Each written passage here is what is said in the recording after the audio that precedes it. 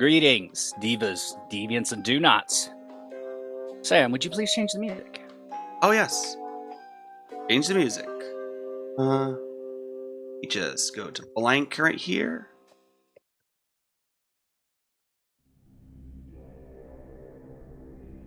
As we journey into the weird and wondrous, this time we start our brand new homebrew campaign, Frontier of Man. We are going to be using Starfinder rules loosely, and a lot of the Starfinder lore that you might expect to find inside of a Starfinder book, we kind of adjusted that. It's homebrew. We hope you enjoy the ride. Because we're fucking clueless. Yeah, I've been trying for years, and Bramble Bear DM just gives me so much information I can't keep a hold of all of it. Anyway, Ramble Bear. Bramble Bear. Yes, but you said it overloads you with data. Ramble. Yes, it does. All right. Now, with that out of the way, humanity has started anew in a galaxy far away from its origins, creating a pleasant space they've named Savano. Humanity has flourished for over 3,000 years, save some genetic issues that come along with being in a different place than your origin. Some humans suffer these traits very, very harshly. Some don't even know what the ailment feels like, and it skipped them entirely. We know this as ossification. Anybody who's from the Savano system originally will know that humans are not welcome. They were lost like children in a snowstorm, found themselves at the edge of this galaxy and picked up by the Brethetan people. After a long and drawn out parlay with these individuals, they've taken the Brethetans. They took them under their wings and began experimenting and testing human ingenuity and technology. Little did they know that the humans had a side objective, and the technologies that they were producing were not altruistic and on the verge of destroying humanity as we know it. Many Barathu fell during this. When this technology was discovered by the creator of Savano, the gardener, the writer, the entire Brethetan people found themselves under his thumb and wiped from existence. Nobody knows really what happens, and if anybody wishes to find out, they would have to ask him. The large celestial dragon that creeps his way around the galaxy's perimeter, ever watchful, pruning his garden of all of the evils that do not suit him. Humanity has escaped, for it is not one of these principal Savano people. It created its own. Sorry, excuse me. The Savano people have their own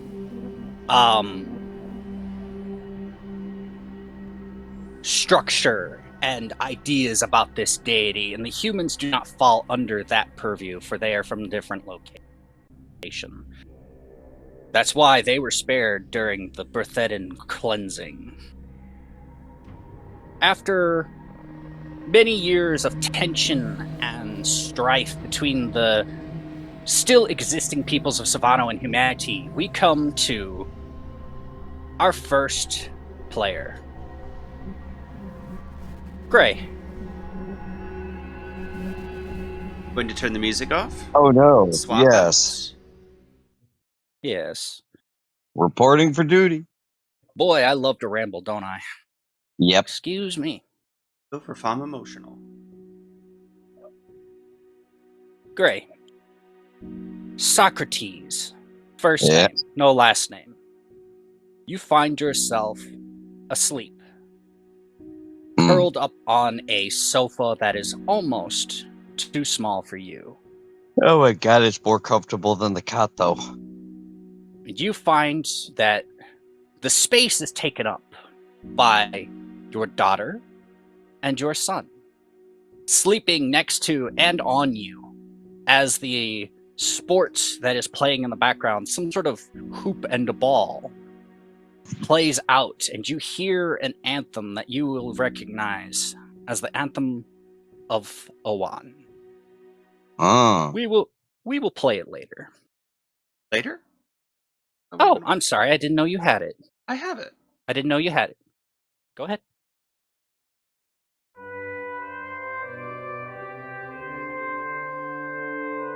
As this anthem begins to play, you can't help but stand yourself correct.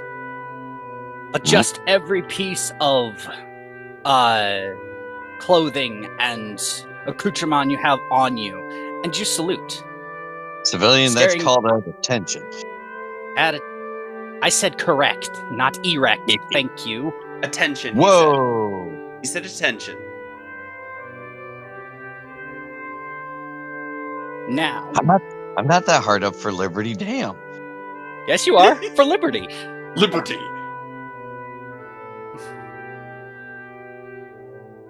Your children wake to see you, having brushed them very briskly, stood up to salute at attention.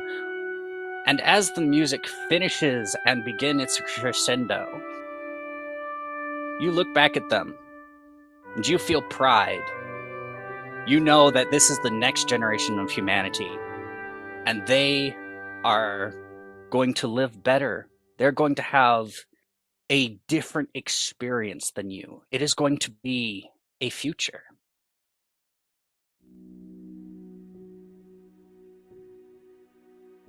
Ooh. Excellent. Sorry, I'm kicking back some coffee while we're starting Nope, up. you're fine. I was just leaving you some empty space in case you wanted to say something.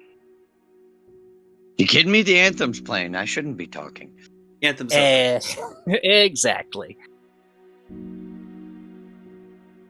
You hear a knock, a very brisk, sharp knock at your door. You can see at least two gentlemen out your window who are in dress attire and ceremonial garb. One of them even has a ceremonial saber at his side. Do you open the door? Yeah. As you open, you're met with a salute. Excuse me. We have Elan another. Broker, at your service. Ah. Hello, Socrates. I've been reading your file, and I'd say you would... Anything I might say might not surprise you. However, I'm going to try my best. How do you feel about being second in command? Oh? Of, sir? Of a ship which we did not name, for the prosperity of humanity and the promise of a greater future. With Hell, I think those papers weren't gonna be through for another couple of years. that's your standard mission terms of service. However, we're offering you special privileges. As long as the privileges are good for the kids.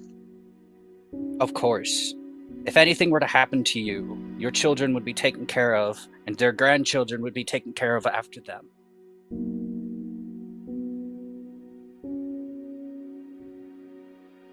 Good.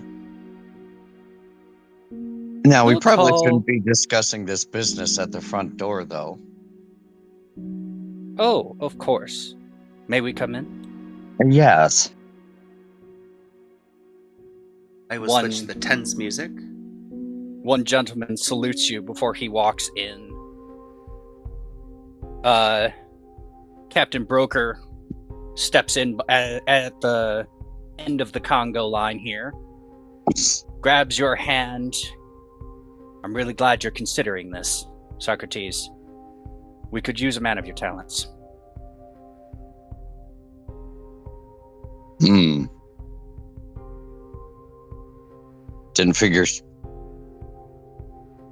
Didn't figure craft command was good for artillery.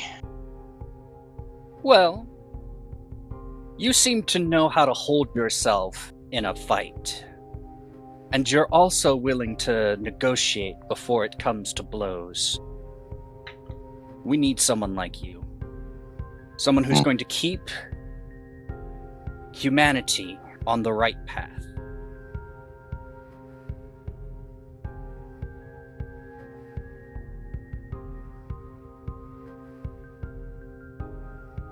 Go ahead.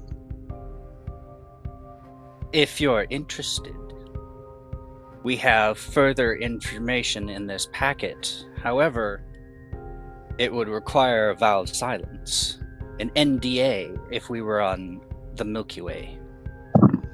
So we got a gag order on this. Yes, sir. Not the first time. He puts a piece of paper down and a golden embossed fountain pen with dark red cedar wood accents and a spaceship running down the length of it as the paper binder clip. Sign Damn. here, and we will be able to tell you everything. Aye, sir. I'm right, and while I do, still can't believe the office budget can afford these things. That is my personal pen. You hear Captain Broker's pipe up. That's my personal pen. Oh. I got it as a gift for my 15 years of service.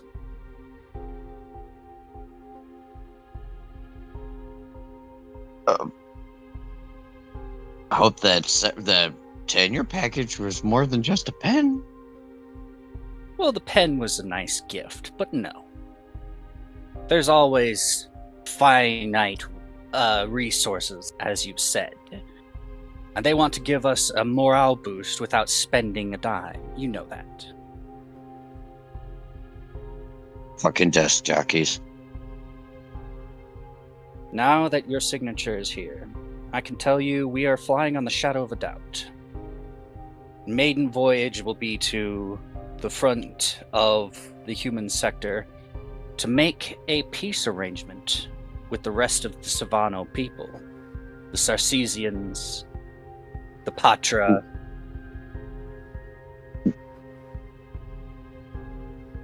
Can I ask you to reiterate? What? Was that without a shadow or on the shadow of a doubt? The ship's name is the Shadow of a Doubt. Clear enough.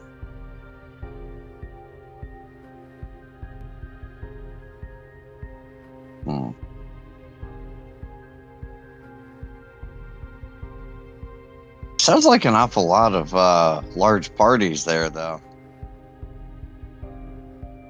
Yes, we will have our fair share of security issues to deal with. You realize, as you well know, with crowds comes leaks.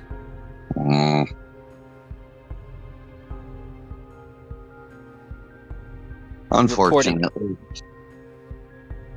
Reported 1800 at the east spaceport. In the morning. Shit, what is it right now? Tomorrow, of course. Oh. We would not deprive you of your last weekend with your children. Well, that is appreciated. This is a multitude-year mission. You're going to have to tell them something. They will ask for you. It's just another tour. Fair enough. Sure, their mother can handle them. He salutes you again and proceeds to head for the front door.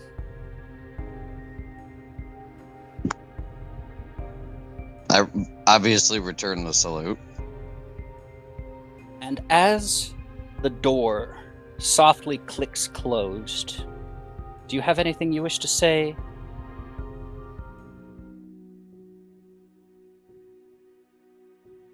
Nope, just gonna sit there like this. As the door clicks closed, you open your eyes. It's been many, many nights you've had this same recurring dream when you've left your children and their mother to go serve again on the Shadow of a Doubt without telling them really when you're going to be back or what your mission is. It's been a few years now. You get messages every now and again, but some of them are feeling less and less connected. You can tell your time away has definitely caused a rift. Fuck. And as you open your eyes, you are struck with the most sincere and immediate pain in every single joint you own. Spine, elbows, hips, ankles, toes, and fingers. Every joint screams out in pain. And so do you. One of the nurses... Getting too old for this shit. One of the lab techs looks over you as you are on this examination table and begins to pump you full of pain sedatives. It's all right. That's just the first stages of falsification. I'm sorry, there isn't much more we can do for you. I always figured I'd end up a stiff, but not this stiff.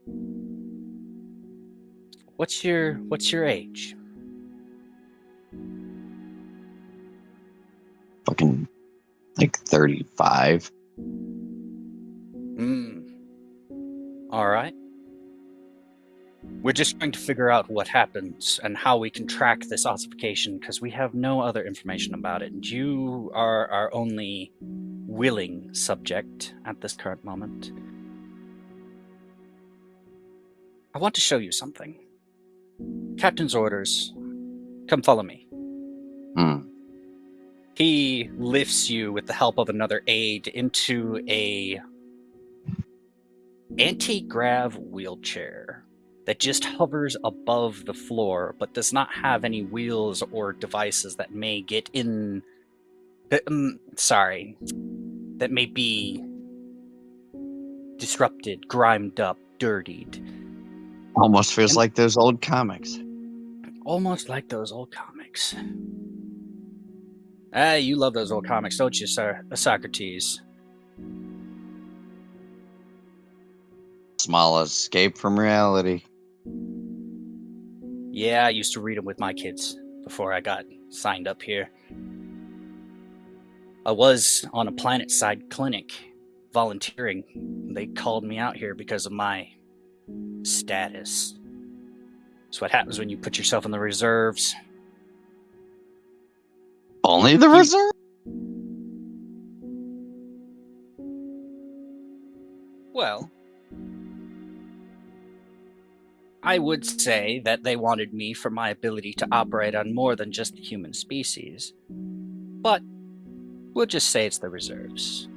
You turn this corner and find your way down another hallway. In the bottom, the belly of this ship, you trot forward slowly as you hear the soft tapping of the tech's shoes behind you. In the distance, you see you see a covered statue, or what you can assume is a statue. The tech stops, Well, this is it. Oh. No, I'm not trying to RP this that hard. We're over here talking about a guy turning into a living statue, and I'm popping to crack in places. I wish you would stop. Hey, it means I'm doing my job right. He pulls this cover off of this giant statue that takes up the entirety of this cargo bay. Would you like to describe what this sarcophagus looks like, or shall I? I guess. You Dealer's see, choice here. you see a large chest piece that turns into a head that has no neck and shoulders that are above any proportions that might seem normal. This thing is truly a machine. On one arm, you see a data slate. On the other arm, you see a pistol. On the back, you see a large mortar cannon welded in place. Well, this is CLIV. Some big fancy number in Roman numerals that I didn't quite catch. But this here... It's 154. Oh, so you do know your Roman numerals. You Well, don't get to the rank I managed to get to without having to have some education. well, that's fair. Right now, it's just experimental technology, but I can tell you as one of your caregivers, your condition is not going to get any better. This here, he bangs on it twice, clong clong, very hollow sounding. This here is supposed to keep you going after your body quits. I always kind of figured it'd be with a big bang. Well, with this, it will certainly be one hell of a bang, you know. If you're determined to go out like that, I Almost feels don't like know. Sorry, what? The audio muttering to myself, saying it almost feels like coffin shopping the way the conversation's sounding. Well, you're not wrong. Your condition is far more advanced than we could have anticipated, and you only have maybe 5-10 more years before it gets even worse. This here is to help you keep fighting if that's what you want, soldier. Wouldn't want to go down on a fight.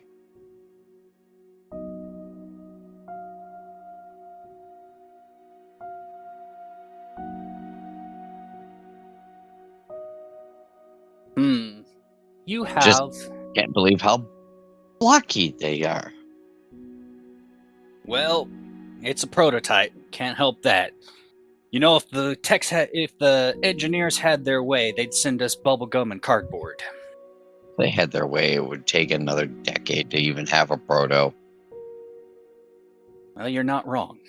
Lab jockeys always take forever to get the good stuff out.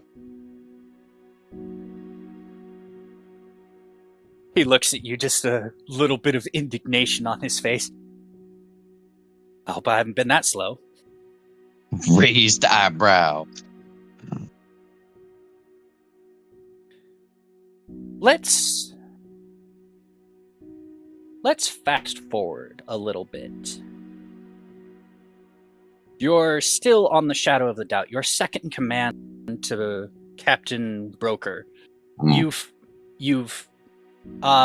established peace and talks with many of the species here on Savano, and you've also managed to convince most of humanity to side with you. Captain Broker and the admirals who are over him have all decided it's time. It's time for us to bring everyone together. It's time for us to meet the summit of peace. Kumbaya, Cap. Now, if anything goes wrong, Lieutenant, I want you to Make sure that everybody on this ship is safe. We don't know what kind of situation we'll be going into. We can hope for the best, but you know what happens when you hope in one hand, wish in one hand, and shit in the other. You're in a stinky situation. That's correct.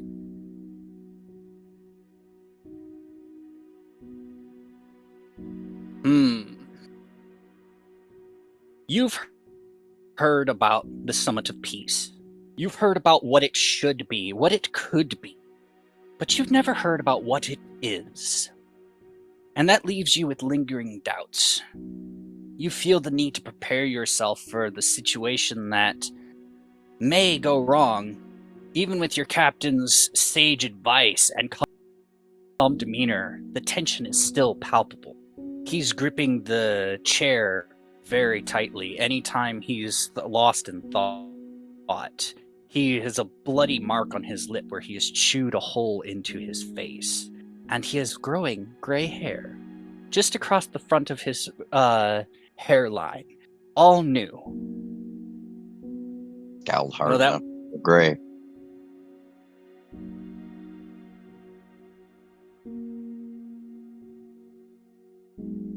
You will recognize the species, the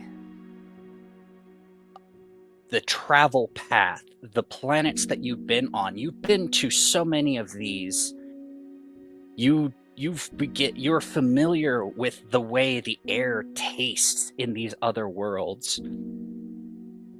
After many years of this, your body begins to fail and degrade even more.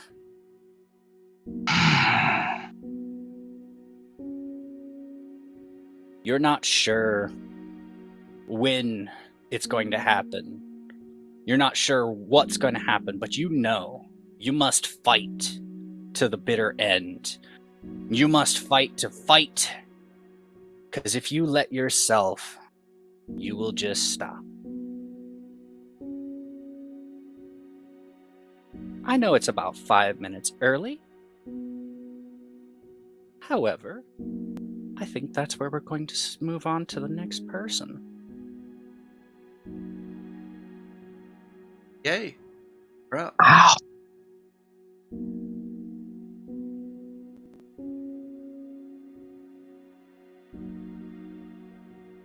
BA 17.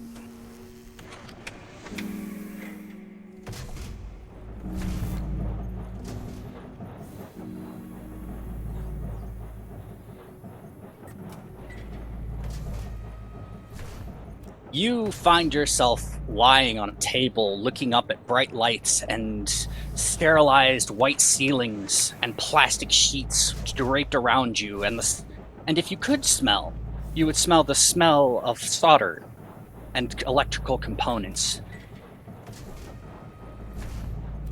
Welcome to the world. I am Alice, your mother.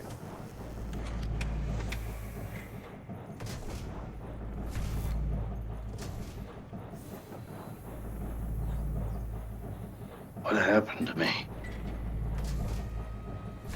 You might be experiencing residual echoes from the data module that we implanted from the previous BA units. These will pass.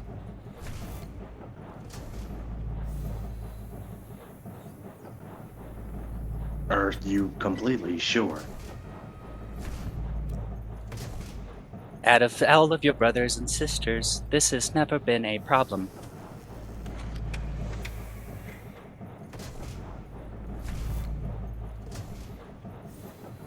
Let's hope it doesn't become one now. And as you say that, you begin to right yourself on this sterile table and look around you. You see a whole bunch of lab techs in head-to-toe gear that is taped shut, hermetically sealed. They have not introduced a single particulate of contamination to your zone, to your person, as you are finished and soldered together. You hear... what did we name him? Oh my goodness, we did not name him. You hear another lab tech. Hello, my name is Alan. I'm the head researcher here. You could consider me your father. How are you feeling?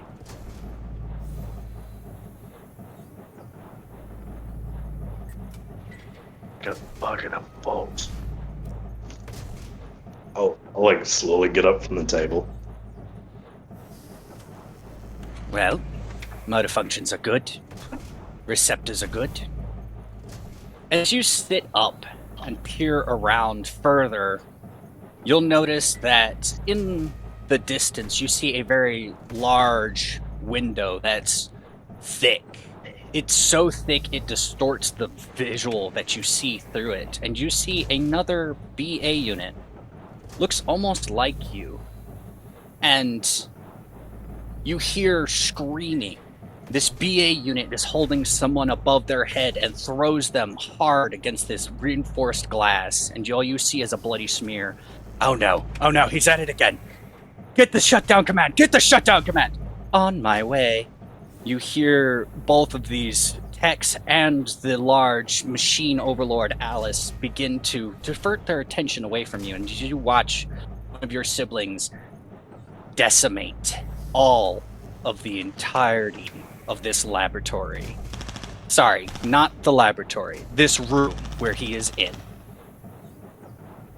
He looks at the glass and he looks at you. Wild, crazy red eyes with sparks of green and yellow flashing between all of his joints. And then he runs, turns away and runs out of this facility, headlong into a closed door, busting it open with his frame, continues running. Any guards or people that stand in his way are met with the same fate as this door. And then you hear an alarm. Security breach. Security breach. You see red flashing lights. All of the other lights go dim and dark. Airlock compromised. Preparing to... Excuse me, I have not scripted any of this, and I'm fumbling over every word I got. Preparing to shut down. Automatic shutdown in 10, 9, 8, 7, 6, 5, 4. Shutdown disabled. You see another BA unit has snuck into the main control room where Alice is sitting and has decided to disable her commands and is running out the same door that the first unit ran through. So what are you doing?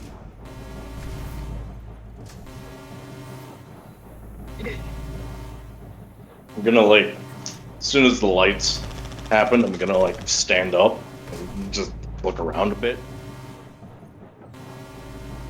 And then watch what they're doing. I'm assuming I don't have my equipment yet. Nope, you do not.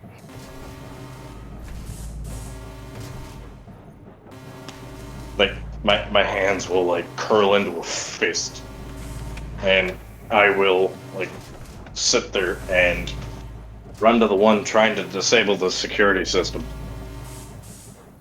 He just shut off the automatic shutdown and left. He's no longer there. Or in that room, at least. You might be able to catch him if you wish.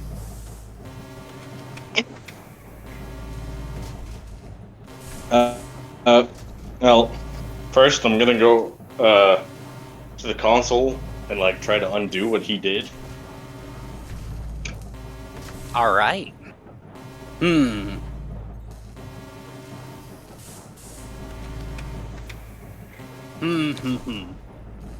What are you trying to do here? Are you trying to turn off the alarm or reset the shutdown?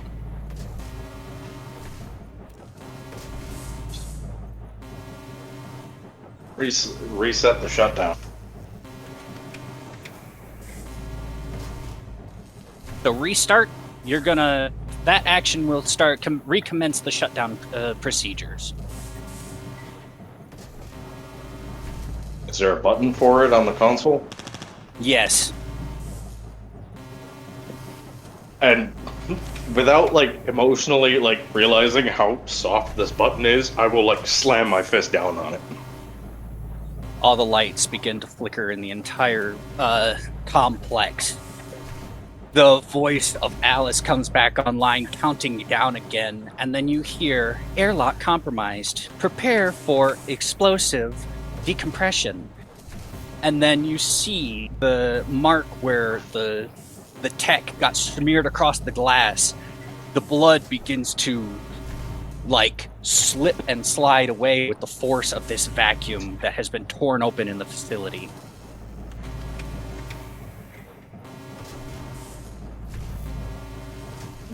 After a few moments, shutdown initiates. Everything is black. Lights off. Sound quiet. And then the lights are back on. Everything's still sparking and zapping from the destruction that's been wrought in this location. Then you see Alan curled up on the floor with a large hole in the middle of his body, curled up, slumped over on the ground.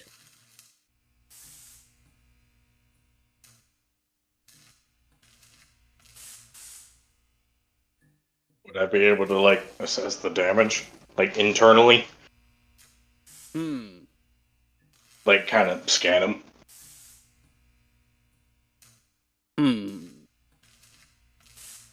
What's your medicine skill bonus? Medicine. Ooh, okay, medicine's a +0, but... Alright, well that makes it relatively easy. I'll let you roll it. If you get a natural 20, you may be able to staunch the bleeding and resuscitate him. Anything lower than that, you're going to just know what happened. You're just going to have an idea. Okay. Alright. Roll in the bot. Yes, please roll in the bot so our audience can see it too. The bot. Yeah, exclamation mark R space 1D20.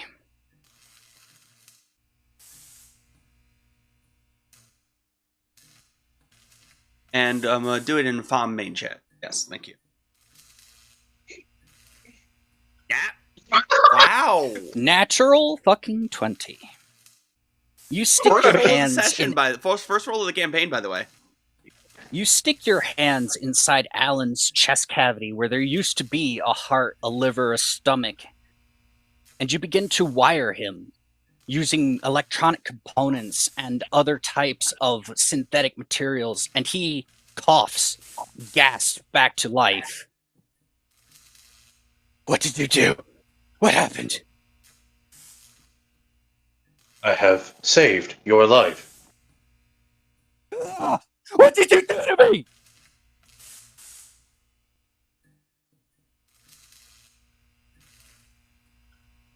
Now, Doctor, please calm yourself.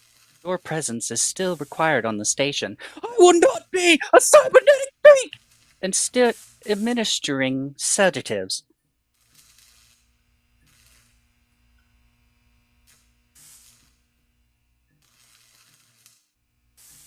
Anything else you would like to say before sedatives kick in?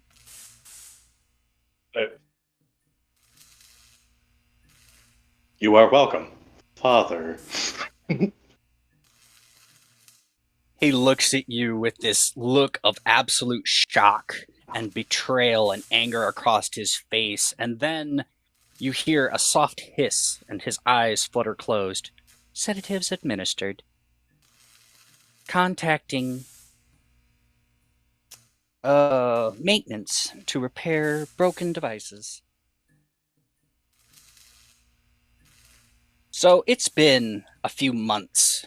You've been here on this station learning from Allison and Alan, having a psychological interpreter, a psychiatrist, show you and tell you how to navigate human interactions. He is preparing you for your life outside of this facility. So, BA-17, do you have any desires? It was just out of character. Would I be able to see my hat yet? Your hat? Yes, my hat. At this current moment, why don't you roll me a fate check? DC 15, straight roll, D20. Okay. Fate's not just a D100 then? Nope, it's a D20. Alrighty. Yeah, we have luck, fate, and destiny in order. That's D10, DC 10, DC 15, and DC 18, respectively. 13. 13, you do not see your hat just yet.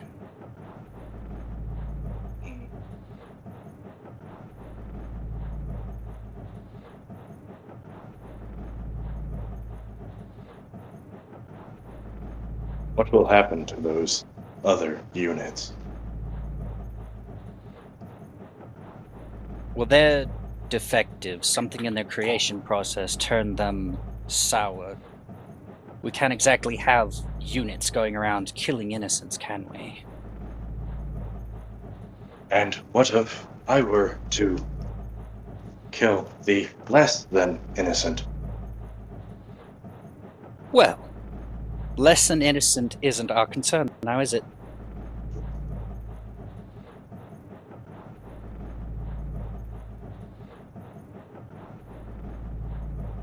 Is that what you wish? To end the less innocent? He writes something down on his chart.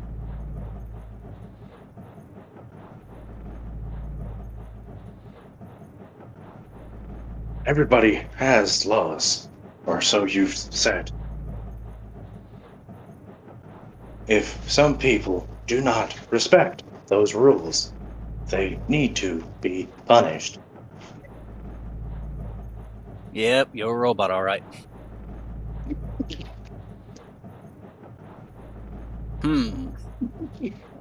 Let's do something more exciting today, BA-17.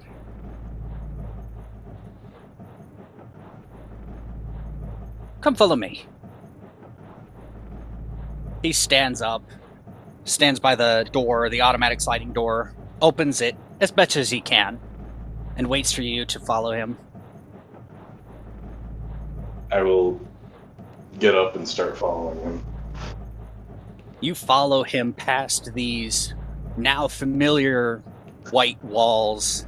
Everything as pristine and as sterile as possible. Any damage that may have occurred during the last outbreak has been since long repaired, and you can't even tell where the repairs did happen. He takes you all the way down another flight of stairs, and then to a small, thin corridor with booths on one side and a flat wall on the opposite. Combat skills. Go ahead.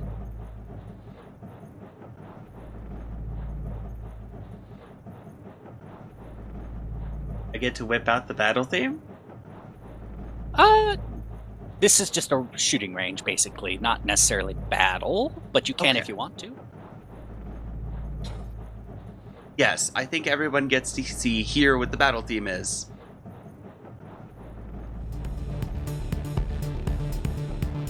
Ooh, little up.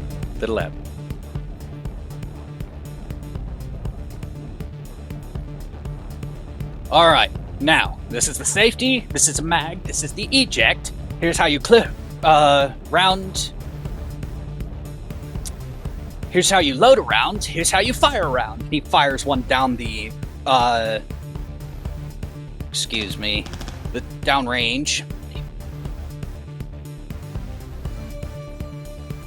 Ooh, And he nails that target directly in the center of the head without even looking. Now, your turn.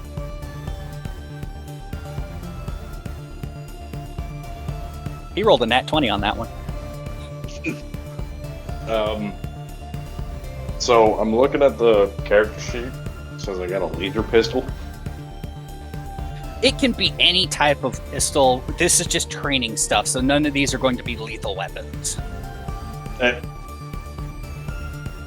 will clamp my hand around the laser pistol, examine it for a second, and just shoot. Go ahead and roll me another d20. This time add your to hit bonus for your pistol. Ooh. You fire the entire clip, and only one of the bullets hits, and it just barely grazes the edge of this paper dummy. Well, I guess we'll work on that. That's why we're here.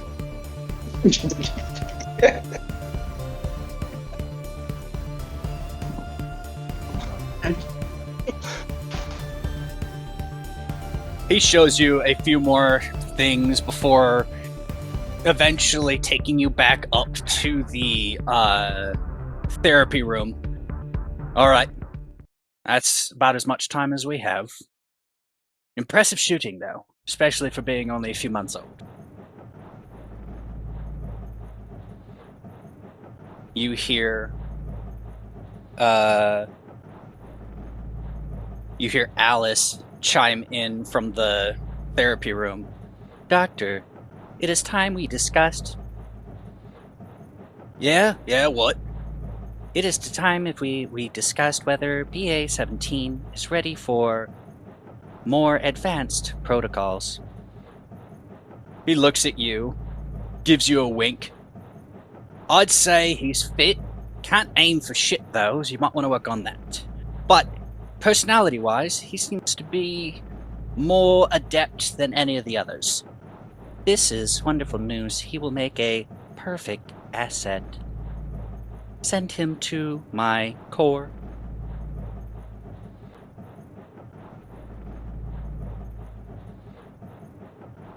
The doctor looks at you, nods, goes back inside of his room with all of his paperwork. Well, you had it. Go on.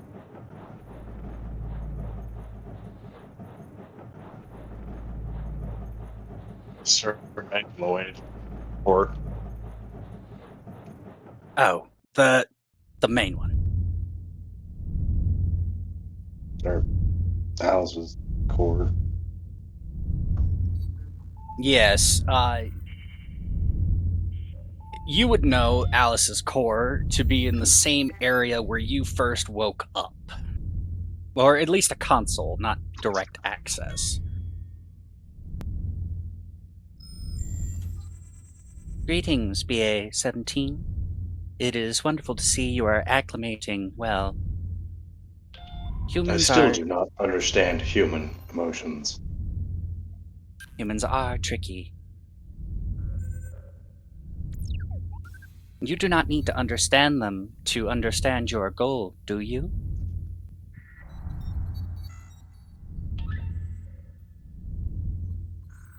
Wonderful. I do not believe so.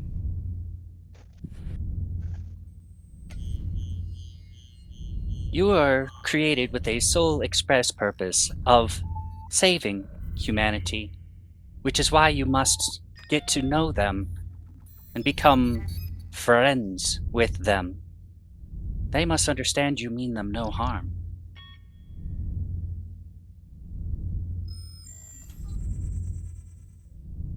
How would you recommend I do that? With your actions. Alice pulls up a large galactic map in front of you. This is Ohm, the place of your birth.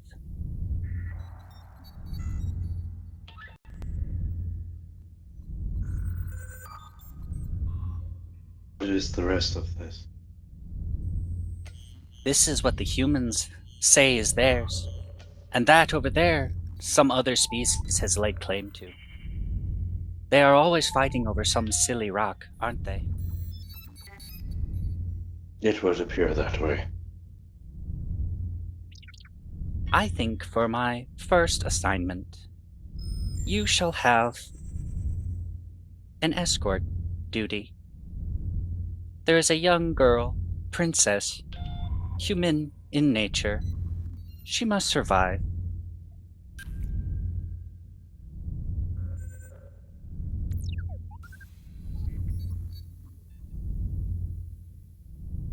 How will I know that the humans have accepted me?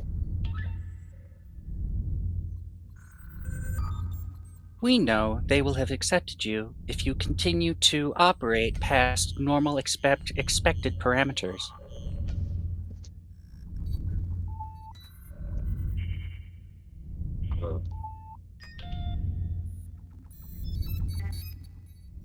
We should probably get moving then.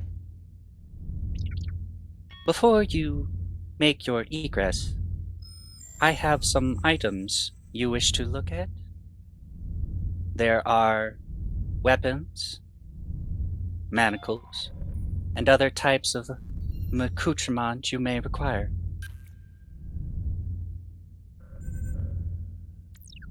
And in the back, on one sole mannequin that has no other article of clothing on top of it, you see a hat.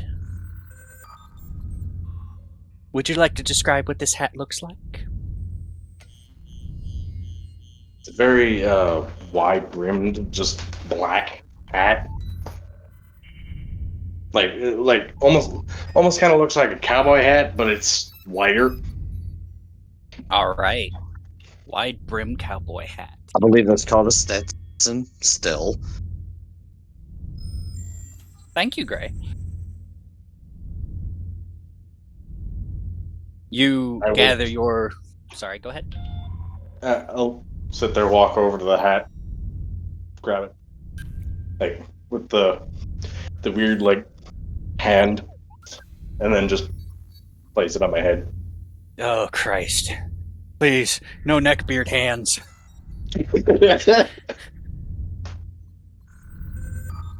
I know which hand motion you're talking about. It's the put the hat on while it's facing backwards. All right.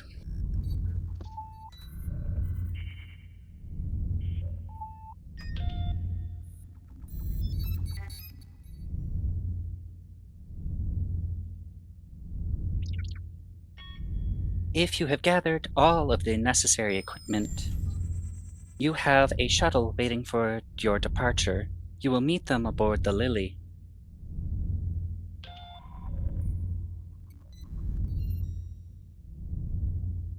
I like see me like grabbing some extra weapons and like extra tools and stuff like that. Basically, just All- making myself look like a bounty hunter, pretty much. Yep. Basically what you have on your character sheet. You see a small shuttle parked in the hangar bay of this facility. As you board and depart this only place you've known, you see a asteroid belt around a large, pale blue marble with no other discernible texture besides a soft blue coating the entirety of it. You've arrived out of one of the asteroids from the asteroid belt around this planet. The planet you know as Ohm. OWM, I believe. How do you spell that, Sam? OHM. Brink. OHM, thank you.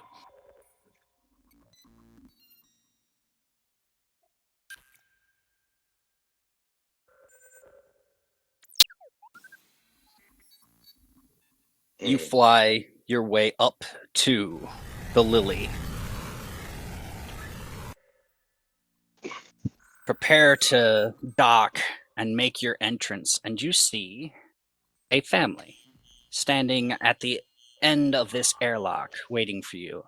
A small child, a little girl with very short brown hair, holding a very large teddy bear, almost twice the size she currently is. Oh, I didn't expect they'd send somebody so soon. And a newer model at that. He still smells like the soldering tables. My goodness. Oh, yes, dear, you're quite right, but that's making me rather nauseous. I must leave. Oh, go ahead, dear, go ahead. All right, Emily. This here is your new caretaker, your new nanny. He looks over you, sees the little model number. Yes, BA 17. BA 17. This is my daughter, Emily. I will reach down and like stiff arm, like pat her on the head. Good. She looks at you for a moment. Do you know how to make toast?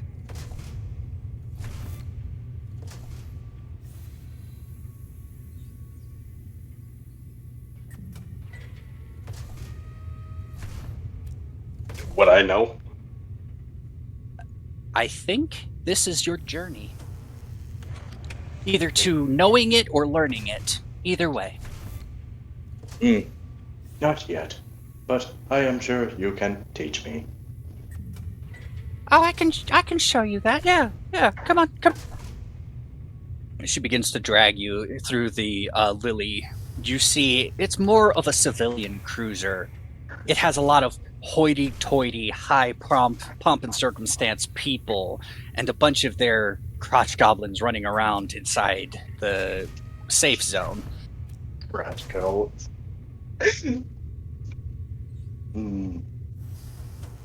You proceed your way to the ship's galley. You grab a small piece of bread. No, not that one. The wheat one, the brown one. You look over, see that there are obviously two different styles of bread. Actually, if you look even further, there's more styles than that. This calls for some You grab a classy piece. music. You grab a piece of bread, and how do you cook it? 3. I see that there's like 5 settings and immediately set it to 3. The toast begins to fill the room with an aroma. You see the little girl begin to dance in circles as she smells it. She's singing softly, "Toast, toast, I love toast." And then, ding! 2 pieces of perfectly cooked toast at your disposal.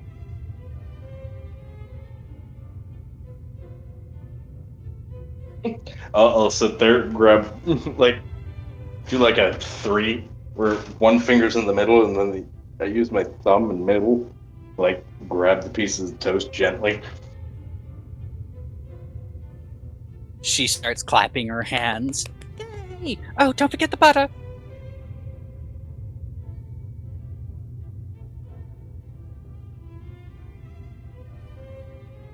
What? Don't forget the butter.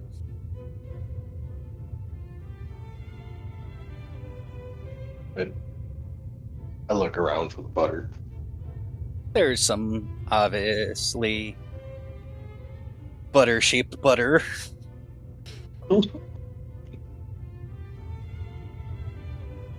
I cut the stick in half. Put half the stick on one, the other half of the stick on the other piece. He looks at you with huge eyes. No, just a little bit. Is this not what you wanted? Just a piece of butter. A small piece, like that big.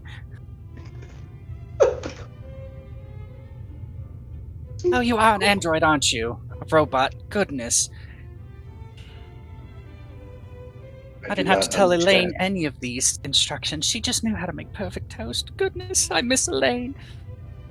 I don't understand. Is this not what you wanted? I'm like having that like mental breakdown. Like, this is what you asked. She looks at it for a moment, picks up one glob, half of a stick of butter, puts it back in the dish, grabs the other one, puts it back in the dish, takes the two pieces, rubs them together a little bit, and puts them down. Buttered. And why did you not say that? She begins to cry.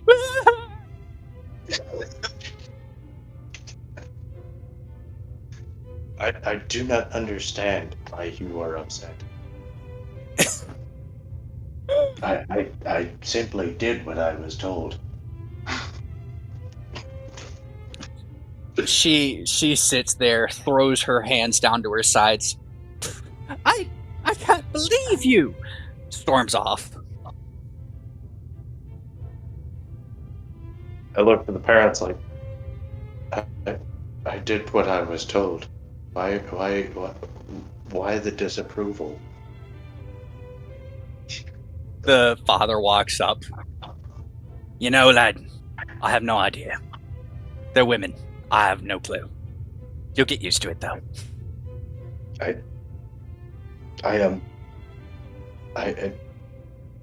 Why? like he doesn't quite understand the whole confusion thing yet. Yeah, he'll take one of the data slates that are just laying around this ship and put on some of the instructional videos that they might have for brand new maids or butlers, and just show it to you. All right, so what's up, you guys? We're gonna teach you how to make toast in this awesome video. But first, a message from our sponsor. Hey guys, what's up? Here back with another How to Make Toast episode. It's your boy Cardiac Arrest. It's your boy Cardi. Oh God.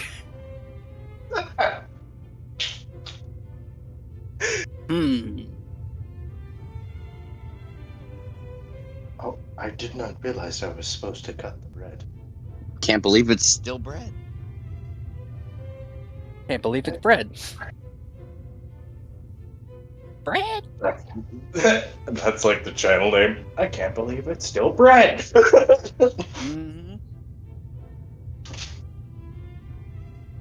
And I think, well, as you're sitting there, enamored in your data plate, and nothing else is going too awry, you have a moment to think for yourself.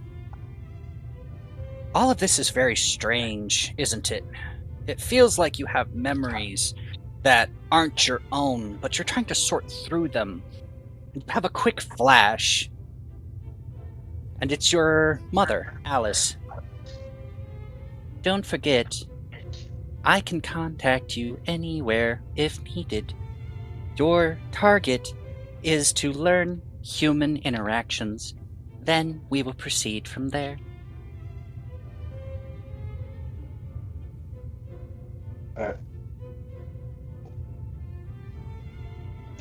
My face like can't do a confused look, but also doesn't understand what help is.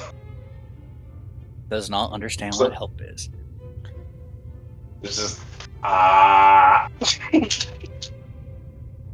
And with that moment of confusion, trying to figure out what your face might actually look like, your ship is rocked suddenly by a fire from the port side, causing the entire thing to rock and throw you to the wall. Alarms are going off. People are screaming. The father looks at you and goes, "Find her and protect her!" And he runs to the front bridge. I will like immediately like get up, throwing the data pad aside, and then just like immediately like set off like with a determined stride, like trying to find her.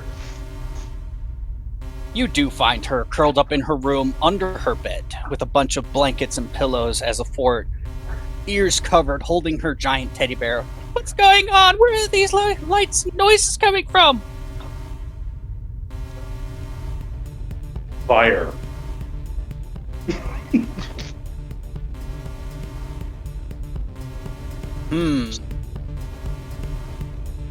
Fire. That's all you say? Yes. I don't think that's quite enough to convince the child. She is still under the bed.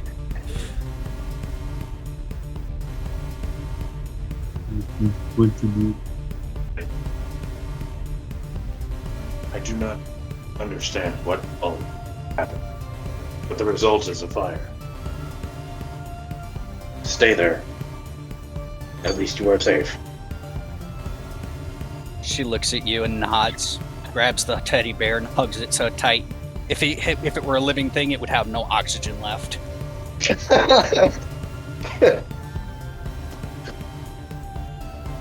As you tell her this, you hear footsteps, a myriad of footsteps that do not sound friendly coming in from behind you towards this door.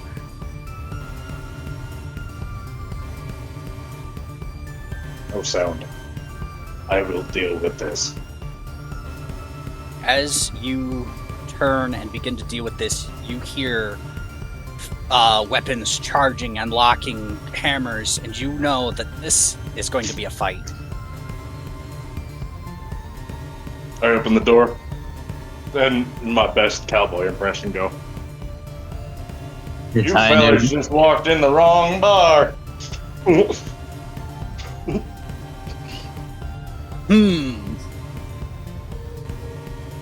What's your AC? Give me 1 second to look.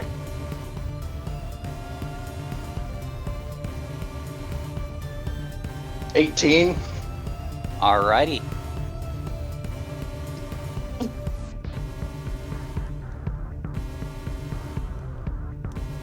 One of these shots whizzes over your head and misses you completely.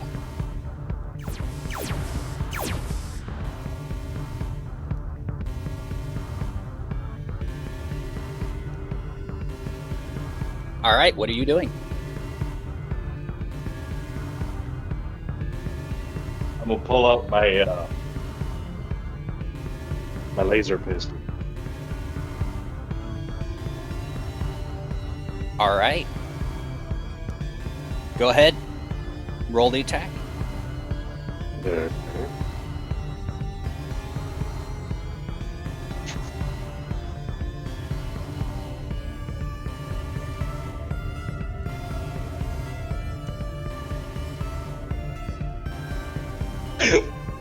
I'm gonna turn off that alarm. And one.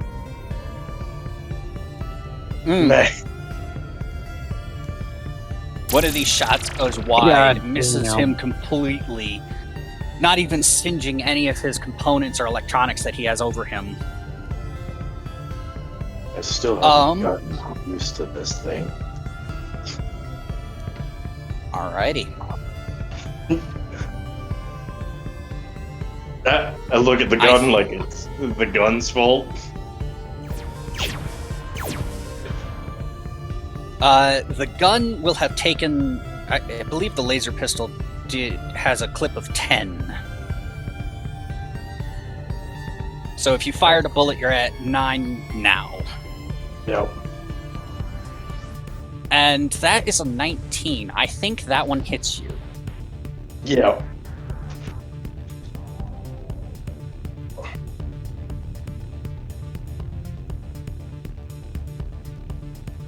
Four damage. Max roll, too. Ow. As you are struck by this bolt, you see behind the mercenaries and pirates that are on this ship a handful of grown men, one of them being the little girl's father, looks at you and puts a finger up to his lips. Shh. It's your turn again.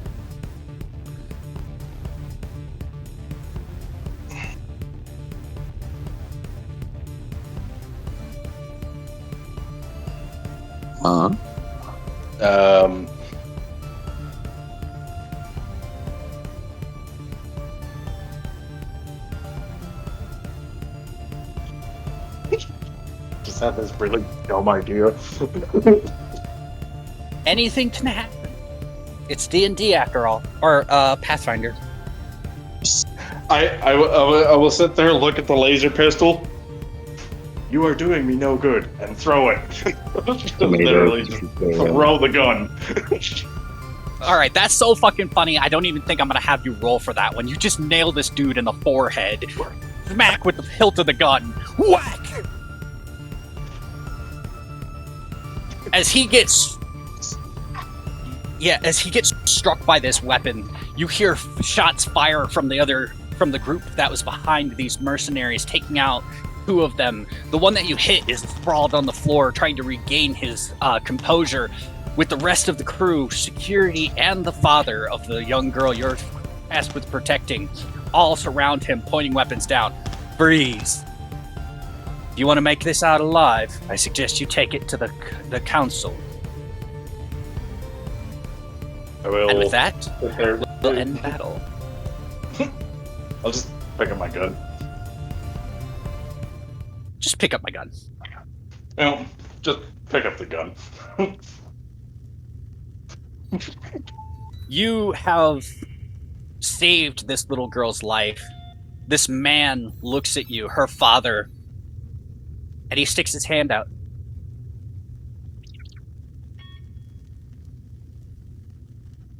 Still a fire. We'll work on that. He's just one of the crew members. He's not a crew member, so he doesn't have to worry about the fire.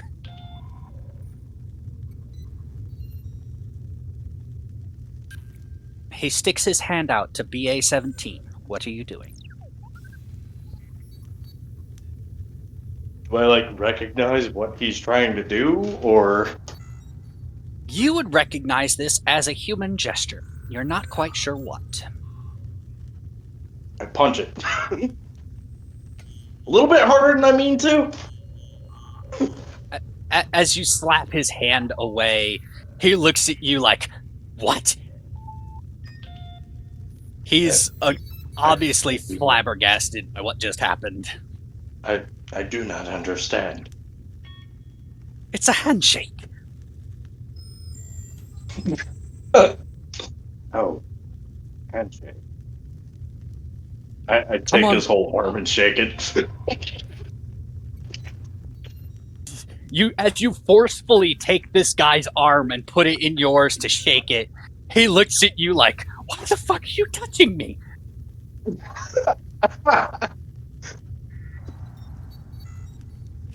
And with that, I think we move on to the next person in line. Okay. Give me 1 second to mute my microphone.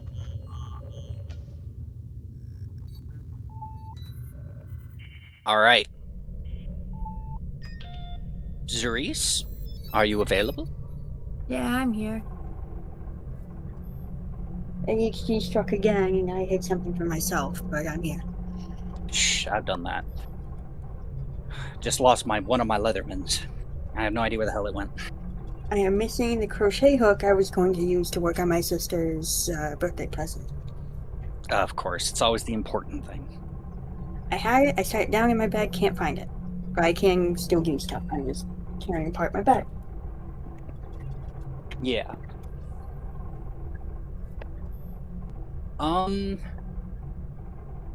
Xerise, remind me again what your race is. I got it. Come on, thank you. Sarcesian. Sarcesian. That's right. I remember correctly, and it's written down, I just have to find it. I was Hag Archivist of HSS Phoebe. Yes. However, that not is yet. Yes, that is Well, what eventually. has yet to happen. You start in... Suffering from temporal headache. Needs to I'm check the milk. imagining her starting on a balcony in an archival city. That would make the most sense. I'm not sure. Colas Progenium. I think we'll start with Xerise's morning before she heads off to class when she is very young. Okay. If that's all right. Yep, fine by me. You wake up with a soft alarm, knowing that you have school today. It's the day when you're supposed to get in front of the class and give a speech, one that you have written and prepared, edited by your teacher, and you don't feel good about this coming day. There's a lot of tension and a lot of anxiety because of the work itself, but because of the people who ridicule you for being a archivist, a nerd. Anybody who's worth their salt knows that the Sarcesians are elegant, high class. They don't usually do work of that kind.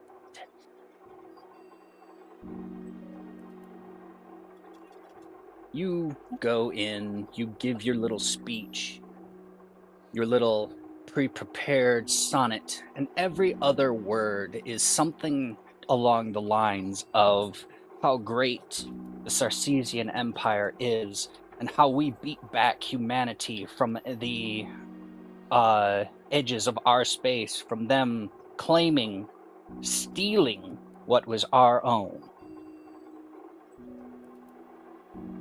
You have this propaganda pumped in front of you day and day after.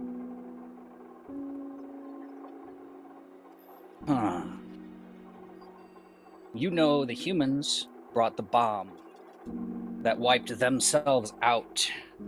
You know that the humans also were in a desperate bid to keep themselves alive, cleared an entire line of planets you know as the barrier planets. These planets are chemical weapons. If anything, any living thing were to land on, it would be a death sentence for that person and any other planet they would go and visit. This fear of these planets has led you through a long research of humanity and through what it is that the humans want. And you're still not sure.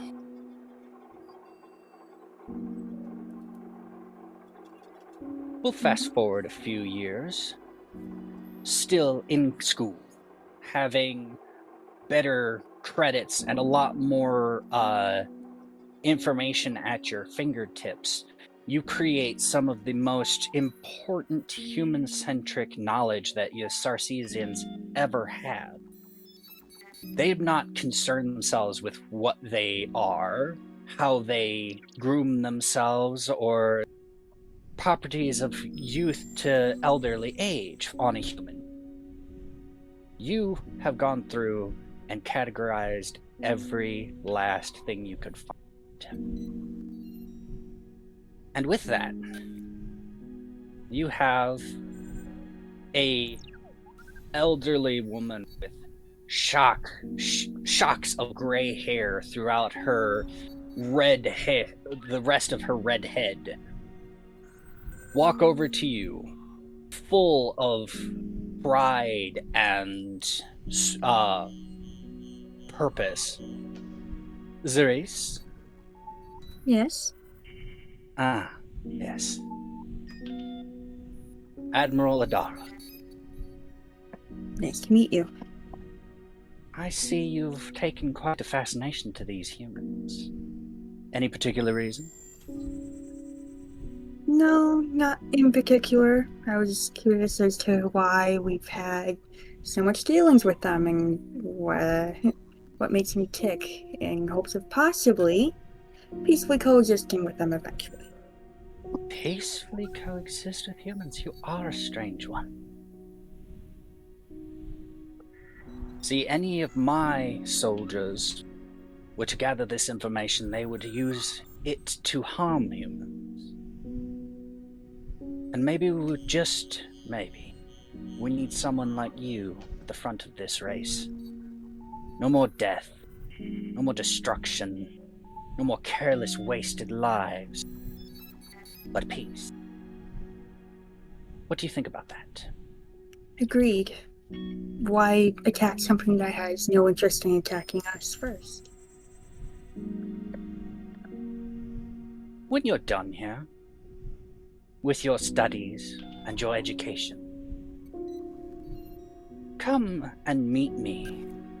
I have a proposal for you. Sounds good.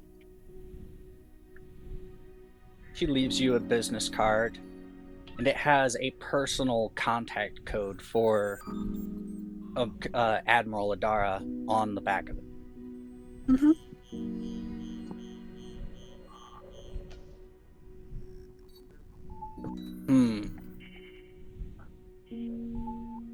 What is the next immediate human thing that Xerise is looking into while she's still here in class, in school? That's the wrong thing. There we go.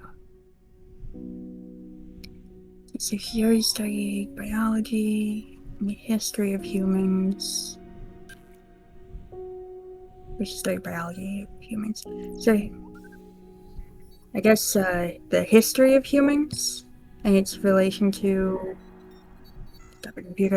relation to her own species. The history of the humans. You find and charter yourself a passing vessel that's going near human space that might get you close to one of the human outliers that live on the outside of the barrier planets. Might give you information that you're looking for. I'll start working on commissions. You fly your way over to near these barrier planets where humanity has sequestered themselves. You find a small little old man. Doesn't look like he has a lot going on, but you see a wealth of cybernetic attachments embedded into the forearm of his left arm and a port on his palm. You can tell that he's a hacker. Yeah. Can I help you? It's not often we see Sarcesians that close to the barrier planets. I'm here to learn about the history of humans since they came to this particular area of the galaxy. Yeah, that sounds right. Well, that's what we're all looking for, I suppose. When we arrived here, we had only the technology we brought with us. According to the old law. It wasn't around that time, obviously. Humans don't live that long. But according to the law, we arrived and we didn't have any of our technologies. So we reused data slates and computer brains until they got so chock full of ghost data they no longer functioned. So any of that information may still be out there, but you gotta dig for it. Good to know.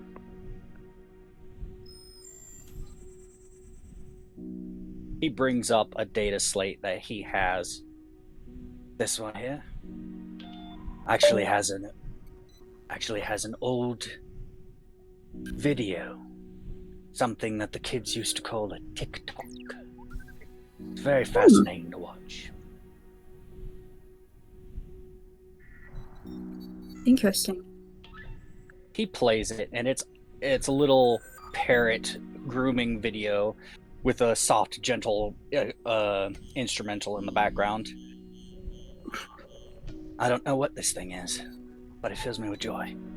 It's that bird. That bird. That's bird. That's what I'm thinking. Yep, that bird. I may be able to look into what bird that is. You're not taking the slate, are you? That's the only thing I've got. I won't take the slate. I'll just take notes of what the bird looks like and then do my own research. He hands it over to you cautiously. His hands are trembling at this moment. So I'll why are take care. Sarcasians interested in humans?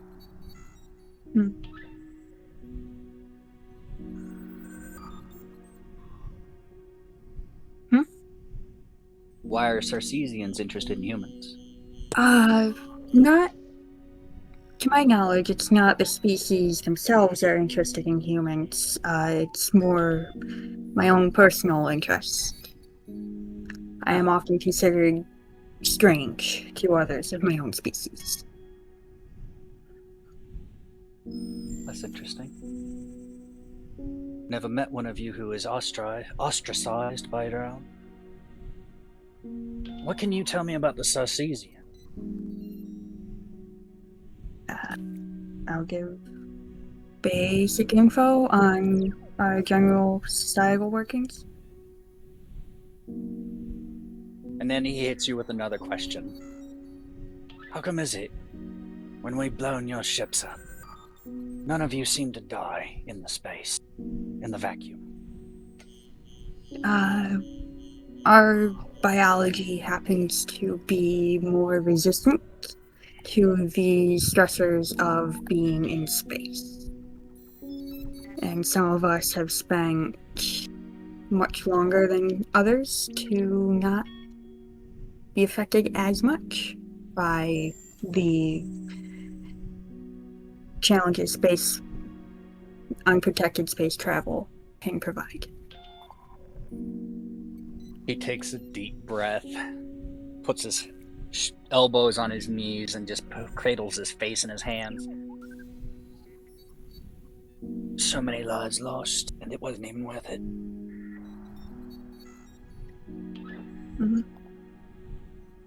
Hopefully, we can, at minimum, reduce the number of lives lost in future, preferably make it so you can live in peace with us. Now, you're the first one I've heard about talking and living. Hopefully that will change. What's your name? I am Xerise. Xerise.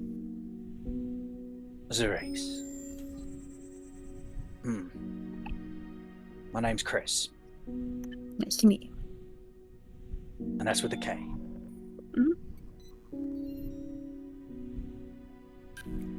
He offers you to sit down for a moment, and he'll pour you a drink out of the bottle that he has. So, what makes humans so fascinating? Well, they're one of the shorter-lived species in this corner of the galaxy, and it seems odd that it's primarily just your species that we seem to have so many major conflicts with. And I don't see why they should. So I wanted to figure out what the other side is about and see if there's a way we could exist peacefully. You know, I wish the Summit of Peace had turned out differently.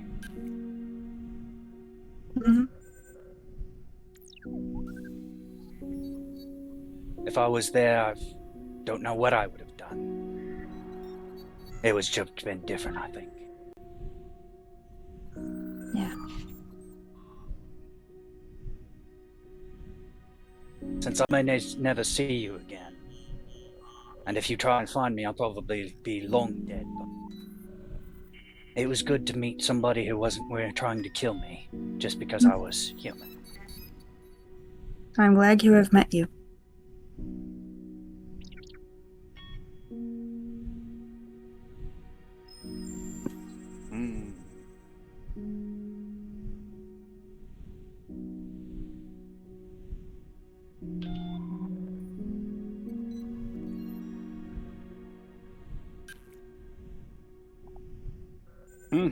Sorry, I'm reading over my notes.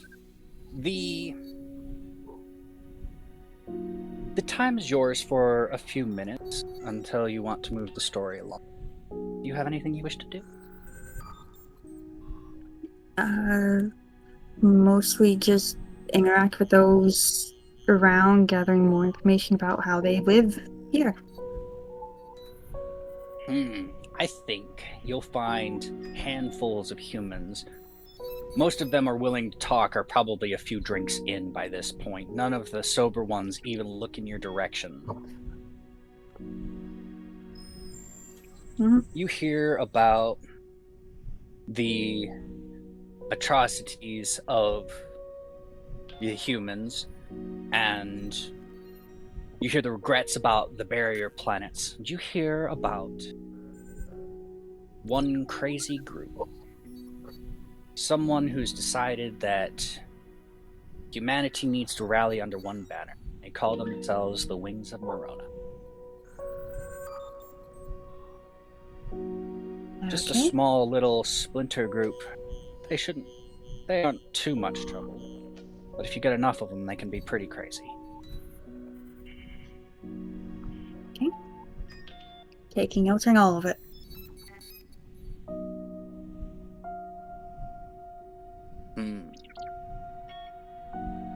I know that's only been like 20 minutes, but I've run out of stuff in my notes for you. To be. Oh, yes. Hang on. You were right. I see it here. Thought that was number 2. Fast forward a few decades. Your Sarcesian life makes it so you can take your time. You can absorb knowledge at your own pace. You don't have to worry about what's happening tomorrow or the next day. You just have to worry about what's happening next decade. And you get a call. Admiral Adara. Ah, hello. I see you've managed to talk to some humans. Anything pertinent? Just some more about the history and a newer group that may pose an issue later on, called the Wings of Moroni. Newer group? You are just full of surprises, aren't you? Why don't you meet me in my office? Sounds good. Meet you there. You find your way to the building where she's at, and it's a large, tall, fortified structure that has almost no weaknesses that you can identify from the outside. As you make your way to the front, a chauffeur looks at you. Any vehicle to park? No, do not believe so. All right. Are you here to see anyone in particular? Admiral... How did I immediately forget their name? Adara. Admiral Adara. Oh, you want to speak to Miss Adara? Wow. Nobody ever talks to her. Well, you're on the list here, seeing as how she's penned you in. So go right ahead. Third Thank floor. I'll head there. You walk in to this office after going up a set of stairs or an elevator, depending on which you prefer. You see a small, relatively homey office with trinkets and valuables that have just been laying around on desktops and shelves, little tchotchkes that remind her of all of her missions. Ah, Xerise, welcome. Bye. I think, with all of your information and all of the promise you show, you're in need of a vessel. I'd be willing to sponsor you. However, that was with the knowledge that anything you do directly reflects on me, and I cannot have a bad record. Sounds like an equal trade. I will take care not to impact your record or reputation.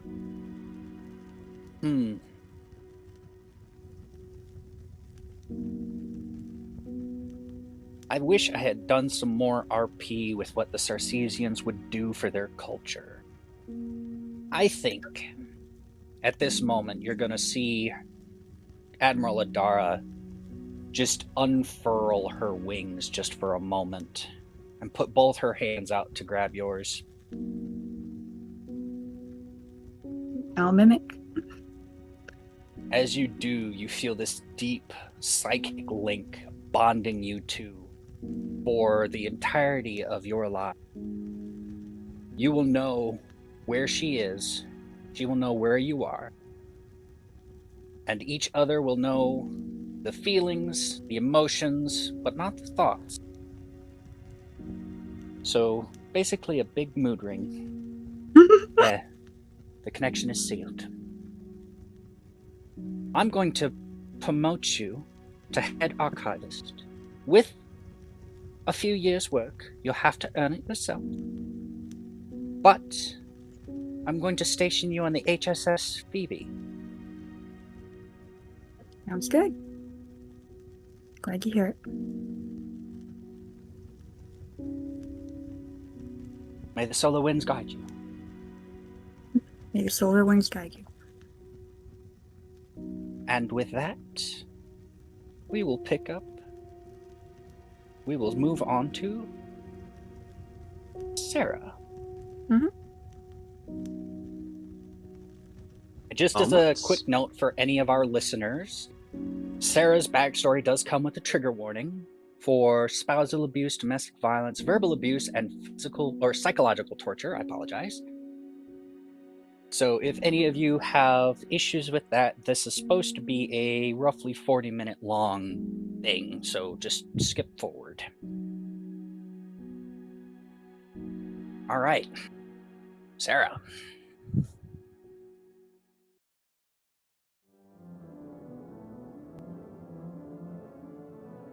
You find yourself sitting at the front row of these church pews.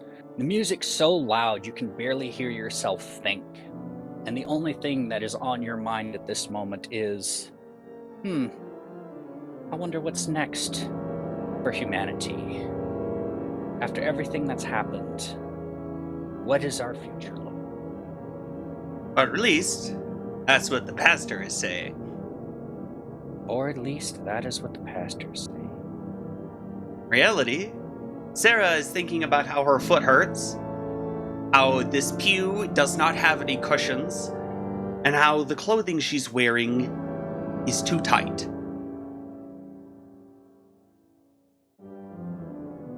She's got her hands clasped together in prayer. She's leaned down, but she does not want to be there. Then Sarah hears a pause in the music for just a moment. Somebody walks up to the pulpit who she recognizes. Hello and greetings, congregation. I have come up here to make a special announcement before the evening takes us about a marriage, the most joyous and wonderful thing, a marriage of my own daughter. What? Hallelujah. She just Hallelujah exclaims out loud. What? Yes, Sarah. You do have someone who is willing to put up with your proclivity. Dad, and marry you. What? Oh. Father, It will be as it is said. You cannot change it now.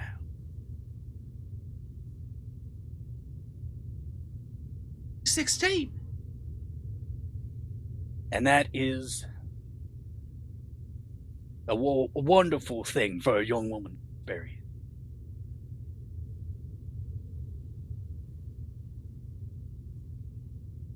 Who is he? You meet him at dinner. Actually, everybody's welcome. That is the purpose of this announcement, to have a celebratory dinner, and you are all welcome to meet the future bride and groom. With any luck, they will have grandchildren, take over the wings of Moroni, maybe even become pastor one day. For you know I am getting mighty tired. She glances down at her data slate filled with rich scripture. Okay. In search of a one, yes. Yes, stars guide you. To a one. And the rest of the crowd erupts to a one.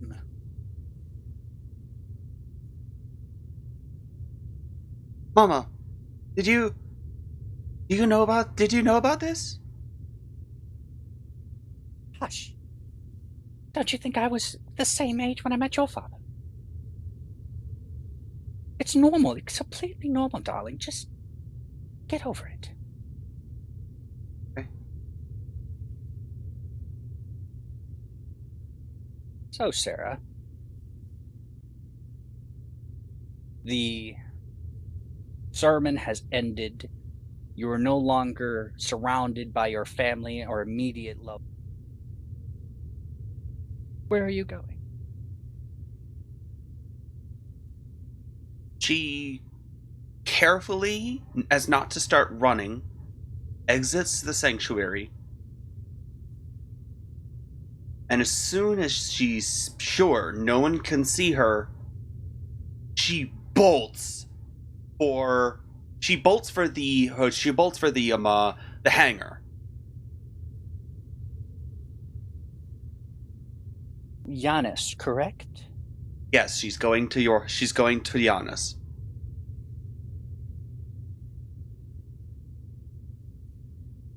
As you approach the repair hangar, you see a very large, brown-skinned woman, or male. I'm sorry. What? Male. I've never asked you. You made most of this. Male looks at you with a bit of a shocked expression at your sprinting inside of this facility. Giannis, what's wrong? They want to marry me off. Oh dear. Yeah, I don't even know who he is. I never thought they would act so rashly. Mama says it's normal, but this doesn't feel no normal to me. I think I can't tell you how to feel about this. But I can tell you, if you feel that negatively about it, there are ways off of this planet. What? But this is my only home. I don't. And that's the choice you have to make. I don't mean to push you to things, but if you really feel that strongly about it, there's no getting away from your parents. Suppose. Maybe just meet him. See if he's even worth a dab. I'll try. I'll try. Are you sure? I'm too young for this. Yes. Yes, you are. But the decision still remains in your hands. She runs towards him and hugs him. I don't know what to do. Well, just give it tonight. Think it over. I don't know if you're going to meet him, or when you're going to meet him, but I would much prefer you stayed safe here instead of doing Lord knows what out there past the barrier.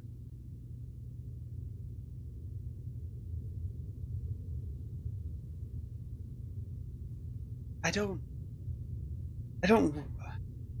want to marry. You know me. You know I don't. You know I don't think like that. I don't know. I don't want marriage. I don't want kids. None of it.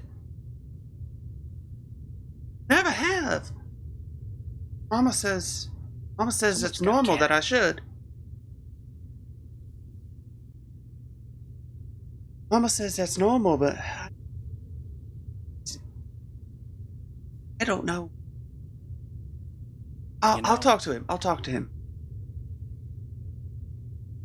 when I met my wife, it was pretty much the same thing. Humans are not allowed to fall in love. Strict breeding programs to bring back our numbers, you know. I thought I didn't want any of that too. But then I had my son. And everything changed. Suppose. I heard pregnancy's a bit painful though. I don't know. I wouldn't know either. I can tell you what it looked like, but I've never experienced it myself.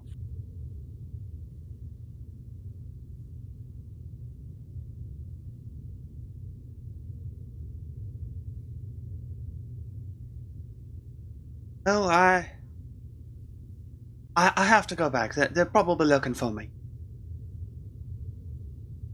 Stars guide you, young one. On. As you return back to the area, you hear a large, raucous laughter.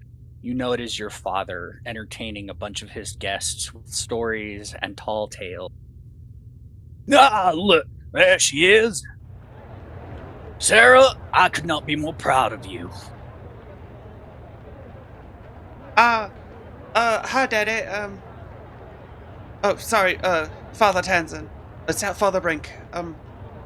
We're not in the cathedral anymore, sweetheart. Right. Now, I want you to meet David. You see hello. a lanky young man with a high-collared shirt appears to be cutting off blood flow to his head. Hi. Name's David. I know we aren't really that well acquainted, but well, there isn't much I can do about that, but besides get to know you now. Hi. I'm Sarah. Sarah Brink. Yes. Say that last name with more pride, sweetheart. But Brink. Sarah Brink. Alright. Now, I'm gonna go grab a drink. You two, have a polite conversation. Maybe not kill each other before I get back. What? Daddy, what do you mean? No roughhousing. And he walks away. He looks over at David. What? Hi. Hi. Again. Would you like a drink? No, I don't drink. Water, maybe. Oh, of course. He grabs you a nice, cool glass of water with ice cubes. She drinks it shakily. So, I know what a standard marriage is supposed to look like, but none of this is standard, and I just wanted to get your opinion. About me, at least. Well, the collar, your collar's a bit tight. Are you okay? With that on your neck? He chuckles for a minute. I think the collar's fine. I'm just nervous. Well, I'm nervous too, I guess. I never been married before. Well, that's awesome. Neither have I. How about we sit down and have a moment and actually talk? Okay. Where? Here or elsewhere? He was fine. No need to slink off with the guests are here. Right. You continue to have a relatively okay conversation with David. Tanzan reappears occasionally, your mother standing in the background, hands clasped, with a grin so wide it could crack the earth. She's smiling and nodding at you, giving you big thumbs ups. Yes! She looks at that and goes, okay. Rhea puts the thumbs up as well. And then brings it down quick. She smiles at that, grabs a drink off a tray, and sits down and proceeds to watch you, but not make any more gestures, just swirling her drink, looking at you. She's sitting Tanzan there with her joins mother her. staring at her. I never got your last name, David. Oh.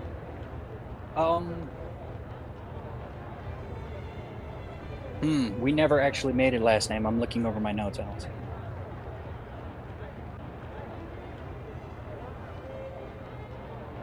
I'm thinking Brink. David. Sure. David Breach. How do you do, David Breach?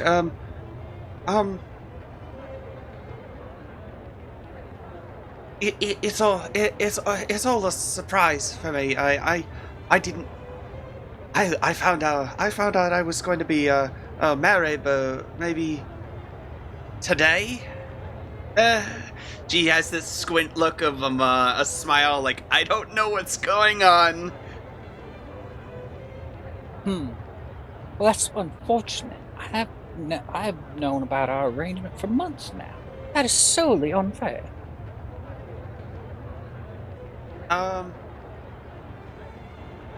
Now, I don't mean to dither. Getting to know you is nice and all, but this is still arranged, so we need to talk business. I suppose. What kind of business comes with marriage? Well, my father at least wants 2 sons, 2 grandsons. Oh, right. Do yours have any expectations of that nature? Can I do a history check to find out or remember what my mother said? Well, actually, it would don't be even human need to lore. You be don't religion, even need wouldn't to it? make the check. Honestly, you're in a Mormon-based church. You know they love kids here. They won't. I don't think they had any qualms with. I don't think they had any preferences with what a boy or girl, but they did say lots, a lot of kids. Well, that's wonderful. I'm amenable to lots of children. Having lots of little ones to run around and take on my name would be most agreeable. I suppose. You sound unsure. Do you have This- thoughts? This isn't my. This isn't what I'm used to. I'm more into. She looks over at her mother. Academics. Interesting. I've never heard somebody use that as an excuse before. It's not an excuse. Look. I can show you. She brings up her data slate, turns off the scripture pieces from that earlier that day, and brings up some diagrams.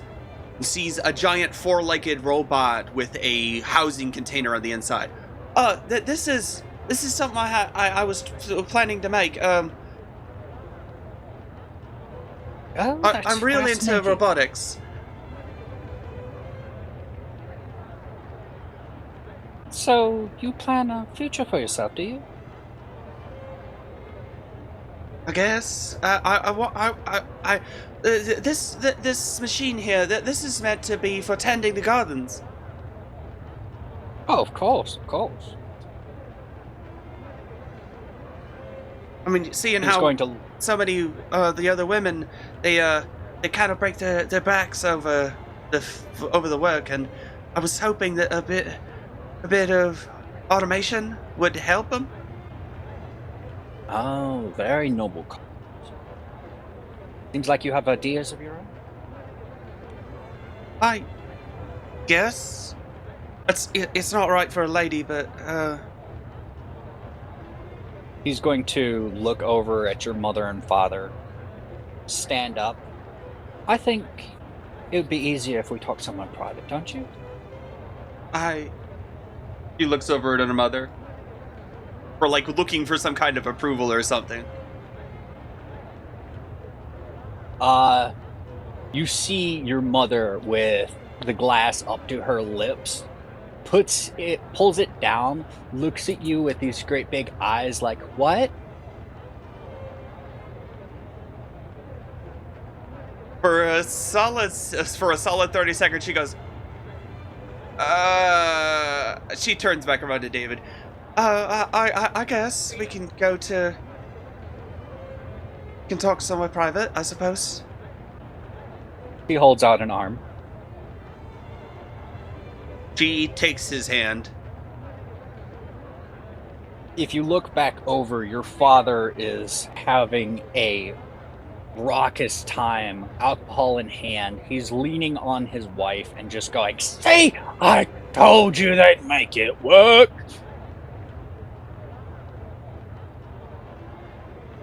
Sarah does not know how to process this.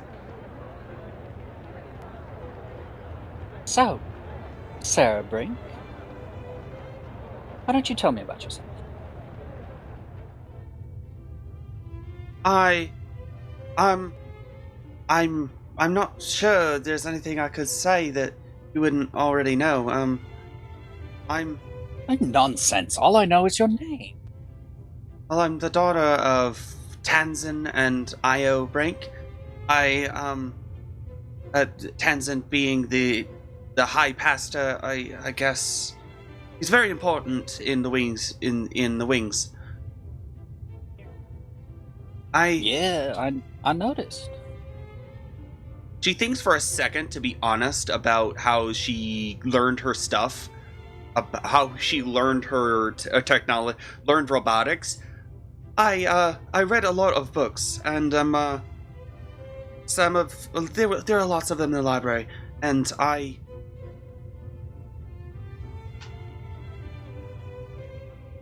don't know any of this will interest you. I'm sorry. What nonsense. If you have to put up with me for the rest of our lives, I have to put up with you, so let's go. Spit it out. Put up with? That doesn't sense. Aren't we supposed to love one another? Love? Oh, no. I don't love you. I'm sorry if that's the impression you got, but What? this is a business deal. Why would you try to marry me if you don't love me? What? To solidify our hold on the wings of Morona.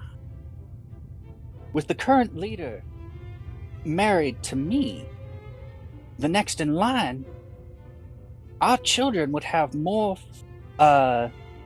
promise to the future of this place than either of us do. Well, I guess that makes sense, but what? Well, one of Think about it. We'll have 10, 12, 15 of them. What if I don't want children? You what? She realizes she said something very wrong. That's right. I don't want children. We can be married, but I don't want any children. As that sentence leaves your face, the sound in the rest of the room goes quiet. Please cut the music. He looks at you for a moment. What did you say? want children? Smack! Before the sentence even leaves your mouth, he has beat you within an inch of your life. You don't have any say. I've talked with your father. He's promised me you, and that is the end of this story. You will bear my heirs, and we will be prosperous. Sorry. I didn't mean to. I'll bet you are. He straightens himself and walks out briskly.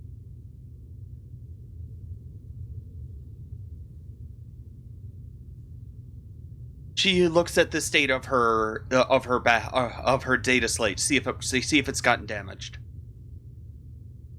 Roll me a luck check. 11.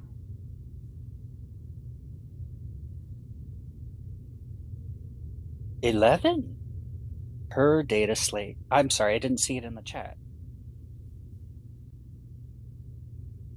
There it is. The data slate is undamaged. Oh, thank God. Oh no. I have to get out of here. She's looking for an exit to the room that isn't towards the party outside.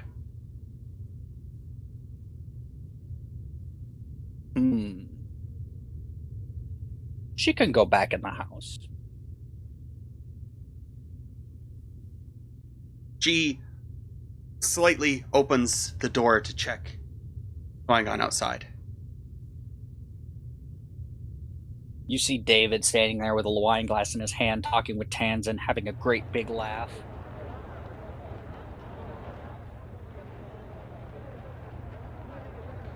She winces at seeing him. He doesn't even look harmed at all. He looks perfect, and she's got a bruised lip right now. Sarah's mother, Io, looks over from across the party venue, sees her with this bruised lip, and comes running over. What happened? Come in here, in private. She steps in, crosses her arms, closes the door behind her. What? David beat me. I said I didn't want kids, and he beat me. You poor, foolish girl. What? You thought I wanted children. That was Tanzan's decision. I told you, this is all normal. Normal? Okay. How could this be? If it wasn't normal, we wouldn't have so many generations of successful humans, would we? The prosperity these members bring to the Wings of Moroni is felt across the entire galaxy. We are a powerhouse, and you would deny that? Sorry. You would deny furthering the... She begins to choke up for a moment. The humanity? No, I'm not. I don't want to do that. I'm sorry. Just do whatever he says. Make him happy. And this won't happen again. She grabs you by the bruised face. Yes.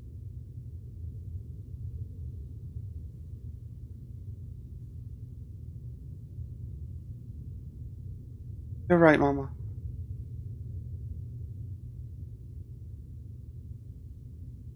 I'll be good. That's my go. She walks back out to the party.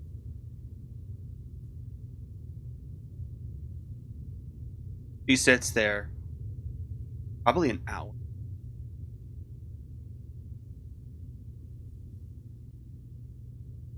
He finally gets the nerve to stand up again.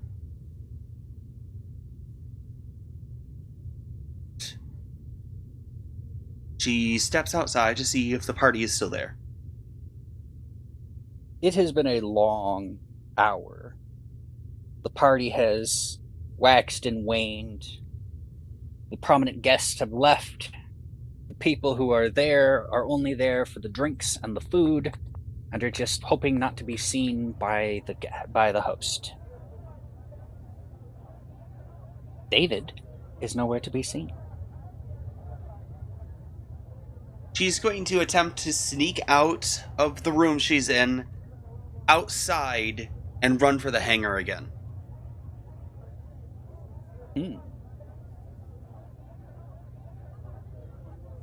Go ahead and roll me a luck check. 14. 14. You can make your way to the hangar unimpeded.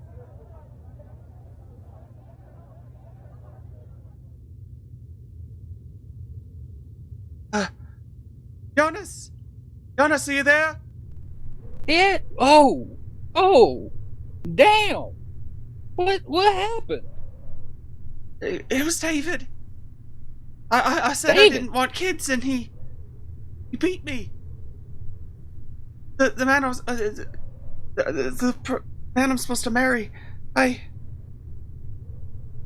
He what? Mama said it was normal, but hurts. My face hurts. He's going to look at you, tears in his eyes. Does it hurt more than leaving?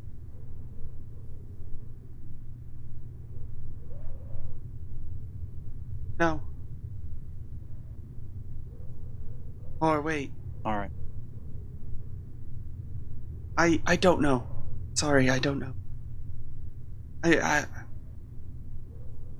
don't want to be beat again.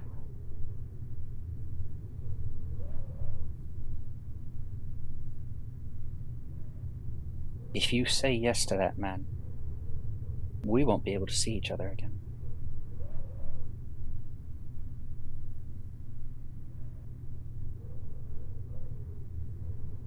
Want to marry him.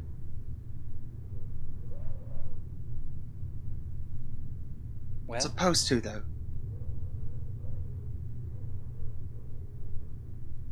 go ahead. Sleep it over. If you've decided, come before the sun rises. We'll get you on the Snot Rocket Express. It's not. What? Trust me.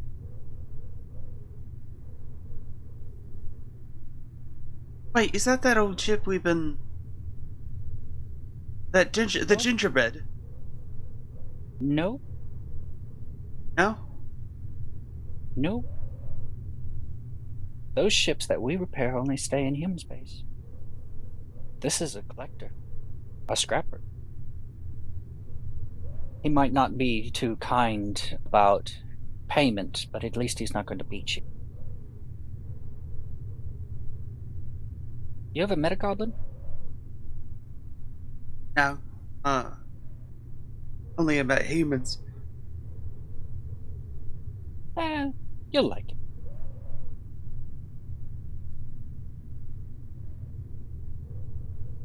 I'll sleep it over. Hey.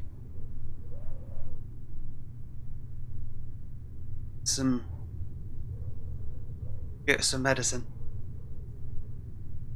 Bandages. Yes. Yeah. All right.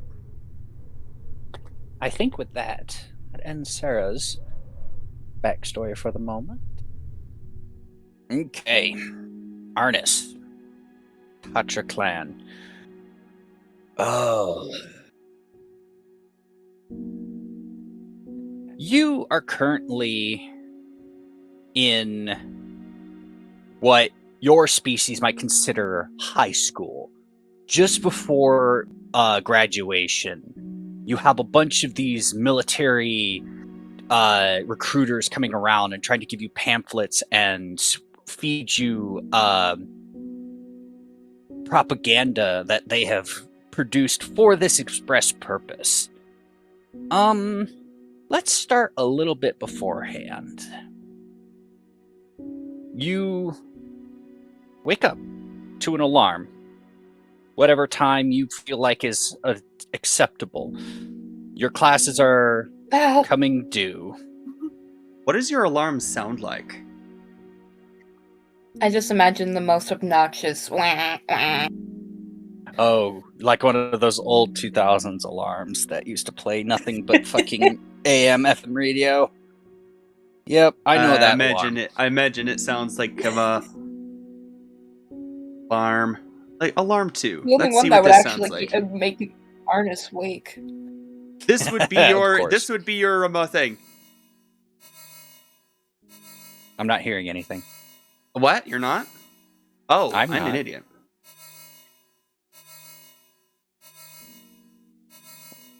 There we go. Ah, Tengu. Okay, that's Yeah, enough. okay, yeah, that's That's enough of that. Yeah, like, it's obnoxious, alright. It I think there's a certainly reason why I is. didn't choose that for the You've thing. Mhm. You've rolled over, crust still in your eyes, sleep still hanging heavy, fur matted, Slam the button. slammed that button. You see a soft peek of sunlight through a crack in a curtain. The bed is unmade. There's laundry and other bits all over the floor. This is truly a teenager's room. What are you doing?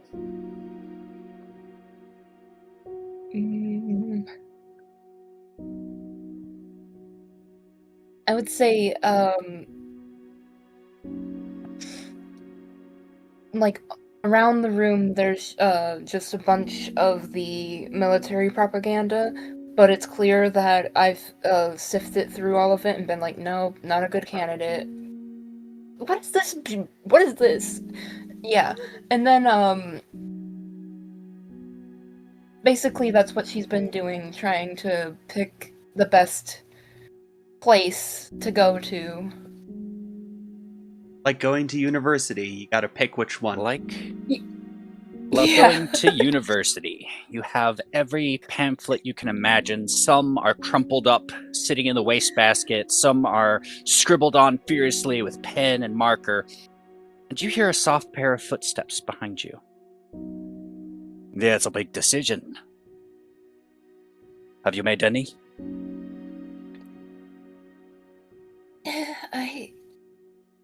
I have two that I'm stuck between. And one would probably give me more money, but the other one would give up more of other things. I'm weighing the pros and cons. We'll take it from your old man. Go with the money. Joy only lasts you so long, and it can't provide you with any comfort when something's broken. I mean, okay.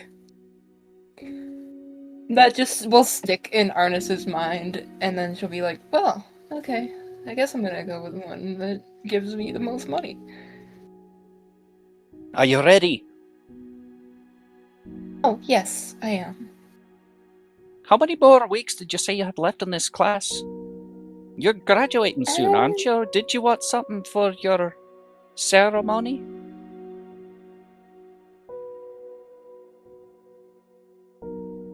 I mean, nothing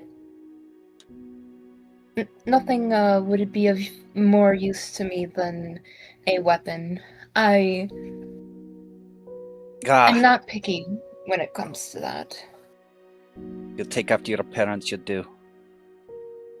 Come on. I have a varied selection of weapons you can choose from. Just don't pick anything that could blow up the entire car. No, never.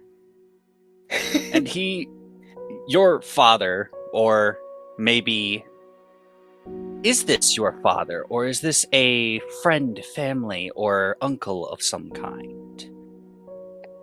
I don't know why, but I was thinking of like that, like the uncle who's not actually related.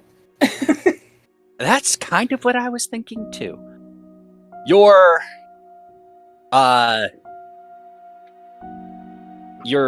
uncle, we'll just call him your uncle, shows you to the weapons locker out in the garage. There's a whole bunch of small handheld pistols. There's some scimitars, some badlets, some fucking bayonets, and a couple of rifles. Hmm. You just see me like both of my hands are on my chin in sort of like a very thoughtful position as I just am like, do I want a bayonet or a rifle? The choices. What sort of The death bayonet's machine do you want? like swingy. Bayonet's the pointy stick you put on the rifle. Yes, the bayonet is the item you attach to the end of the long barrel rifle. Okay. Then I will just grab one of the rifles and sort of If I may make a get a suggestion, good feel of it. I might make a suggestion. Your character build is designed for more melee. You're a barbarian. Ah, yes. Well, let's go based on what you have Oh, on your yeah. character sheet. The other thing I was thinking of was the stick with the chain and the ball attached to it. Oh, a flail. Yes, a flail. Flail. I was like, it's not a morning star. No, because that's spiky ball on a stick. Funnily enough, Yeah, it doesn't Morning have the Star chain. is usually. Funnily enough, Morning Stars with chains sometimes get that name anyways. It's a spiky ball. Okay. The other skin. Certainly. There's any manner of weapon you desire, because I can't think of what you're thinking of. There is a flail. I think it's a flail. Certainly. I'll have to update your Hero Forge character. You pick up this long pole with a chain and a large metal weight at the end of it, spiked to look menacing and lethal. Your uncle looks at you, looks down. You like to get close into the fight, do ya? Oh yeah. And if I'm within range of even one person, there'd probably be like 3 others within range once I swing this and go wee. Question. Your There old are man two- and myself. There are 2 This flails. There is a flail and a war flail. Main flail is one-handed. The war flail is two-handed and does more damage.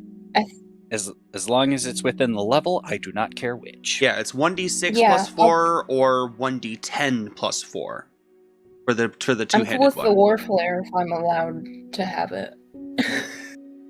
All right, I will give that to your character sheet. As long as it's your appropriate for your character's level, I do not care. It's a level 0 That's item. more what I was. Yep. I will equip that for you and unequip the other item. Your Fine. Your uncle lets out a large belly laugh, a chuckle that's kind of interrupted by a spattering of coughs. Your father and I used to spend more time behind a rifle than we did up close and personal. It's a lot safer, you know. But to each warrior walks their own path. Now, leave that with me. I'm gonna shine it up and make sure it's at least gift wrapped before your ceremony. Alright. I just Speaking of, set it back down begrudgingly. begrudgingly. A Don't you have to tiny get pout. going? Just a little pout. You're about late for class, aren't you? Oh, yeah. I should probably run off. You make your way out the house. Make my way. The air is charged with anticipation.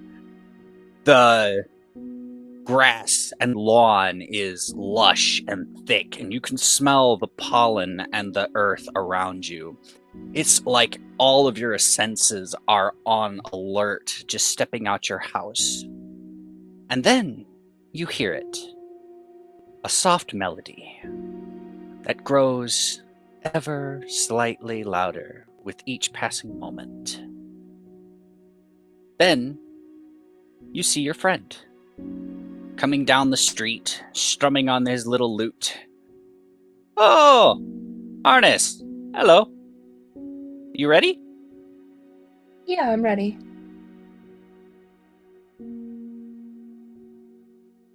Come with me. Let's play down the street. Let's let the whole class know we're coming before we arrive. I'll play louder if you need. All right. You bring out your war Just start. drums.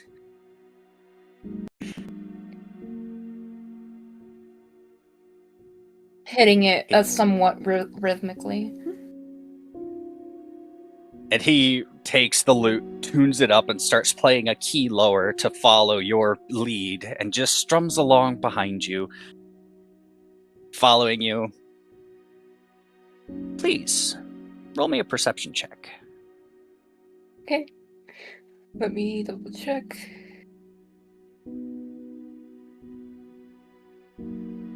Not bad, not great.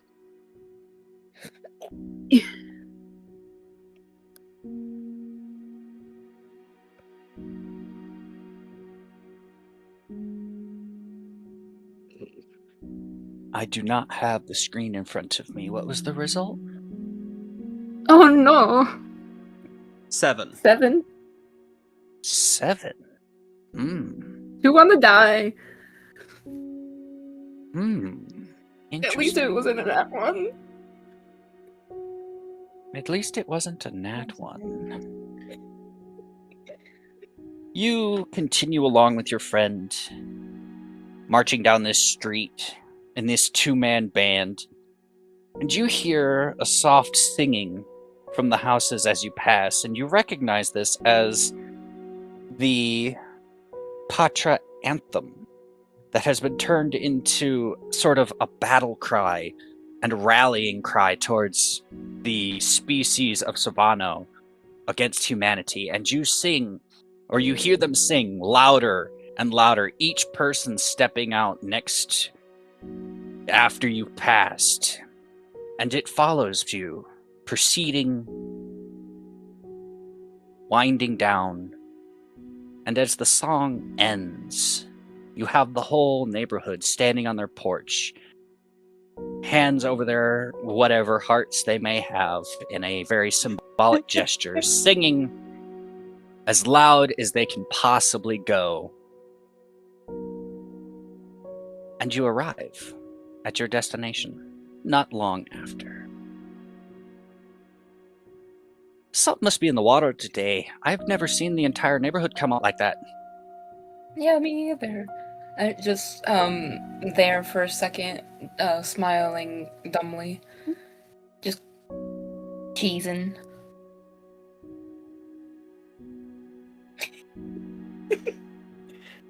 You have made it to your destination, though the arrival has filled you with more dread and anticipation than the actual day ahead of you has any time before.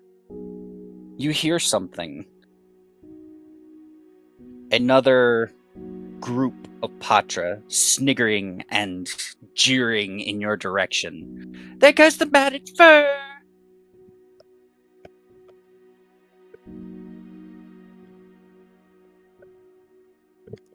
Do you say anything back?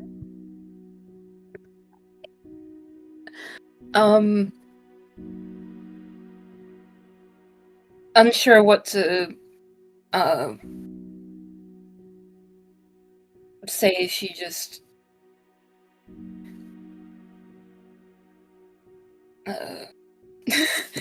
like nods affirmingly and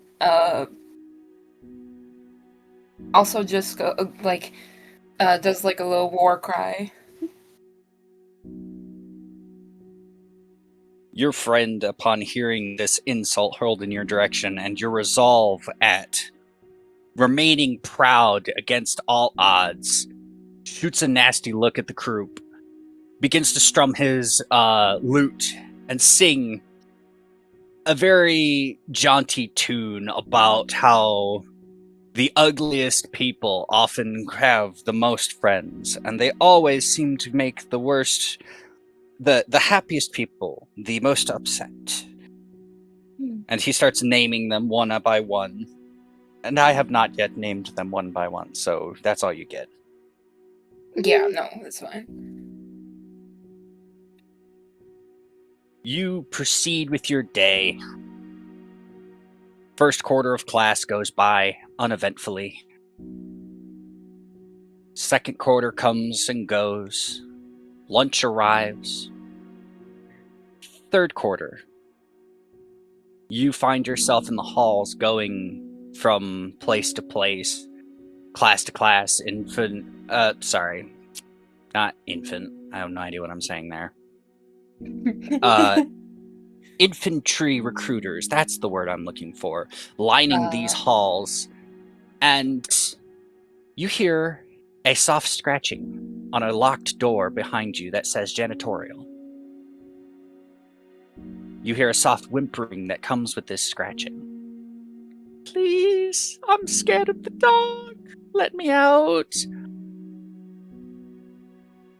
And I try to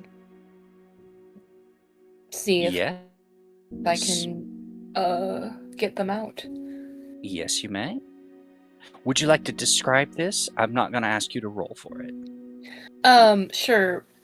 Either way, I was thinking I'm not like stealthy enough to do it the lockpicking way, so I'd probably just try and kick the door, be like, move out the way, You kick this door once. The recruiters all take a moment, pause, and look in your direction.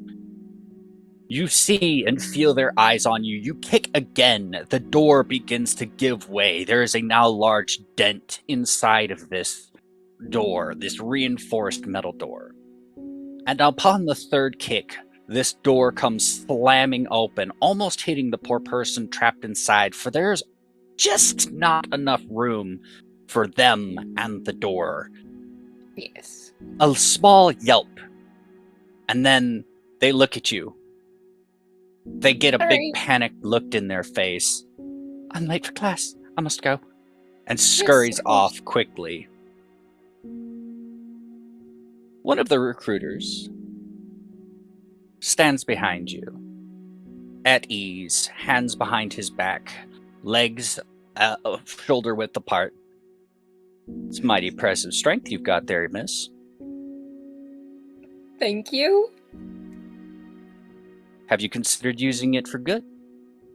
Oh, I mean, obviously, this was a good deed for you, for them even. However, would you like to do good for the proper prosperity of the Patra? That was the plan, yes. And I've been thinking about this very specific one. I think with the bit of experience I've already had, it would... Yeah. I already have my choice. Oh. It's not every day you meet someone with a strong mind and will. May I ask what your choice is? Is it perhaps the Royal Guard? Or is it more of a SEAL Team 6, but the Emergency Corps. Aliens. Yeah, the Emergency Corps, thank you. Yes, I think it's more of the Emergency Corps than Royal. Oh, of course. Of course, you want to be on the front lines. Wish to see some action, do you? Come this way. I have a Booth, my friend here can help you. He's lead recruiter for the emergency corps over here. Well, hi Yay. there. So my friend tells me you're looking to get signed up to the emergency corps? Yes, I'd love to. Now, before we get started, how old are you? I'm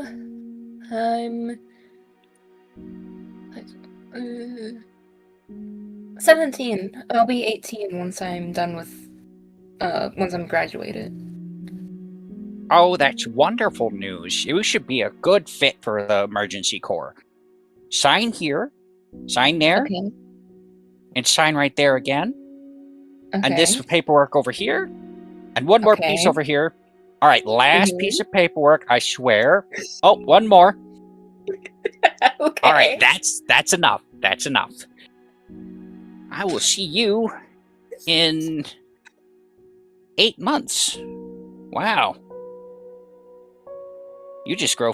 All of you grow fast. I've been here a year, and I've seen so many of you come and go. It's just amazing what you can do. Notably, during the start of the campaign, the actual events of the campaign, Arnis is 150. So, Patra lived for a while. Yes, Patra do live for a while.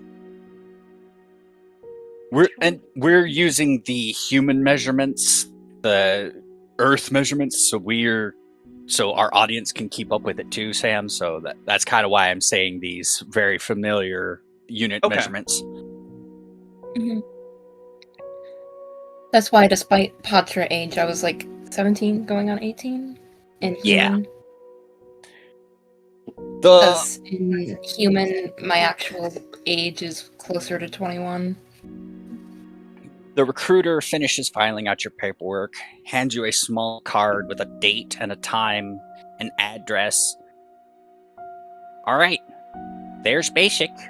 Once you go there, the rest is on you. After 16 months of training, you go out into the field. And after 4 years of field work, you have the chance for promotion, or you can take your life and go back to the reserves. Either way, it's your choice. Okay. Fourth quarter has started and ended. Your thoughts, a swirl of possibility and excitement at what could possibly be. You hold that card and your palms and hands begin to almost smudge the ink that is on this card. And at the end, you're going home. You walk the same route with the same friends. You see the same faces on your way back. You get to the same house. And you feel like everything's different somehow. Choices are made. Decisions are set in stone. And there's no going back. You run in with a squeal of excitement. Your father, your uncle, your mother, all the people in the house cheering in your corner for your success at this choice you've made.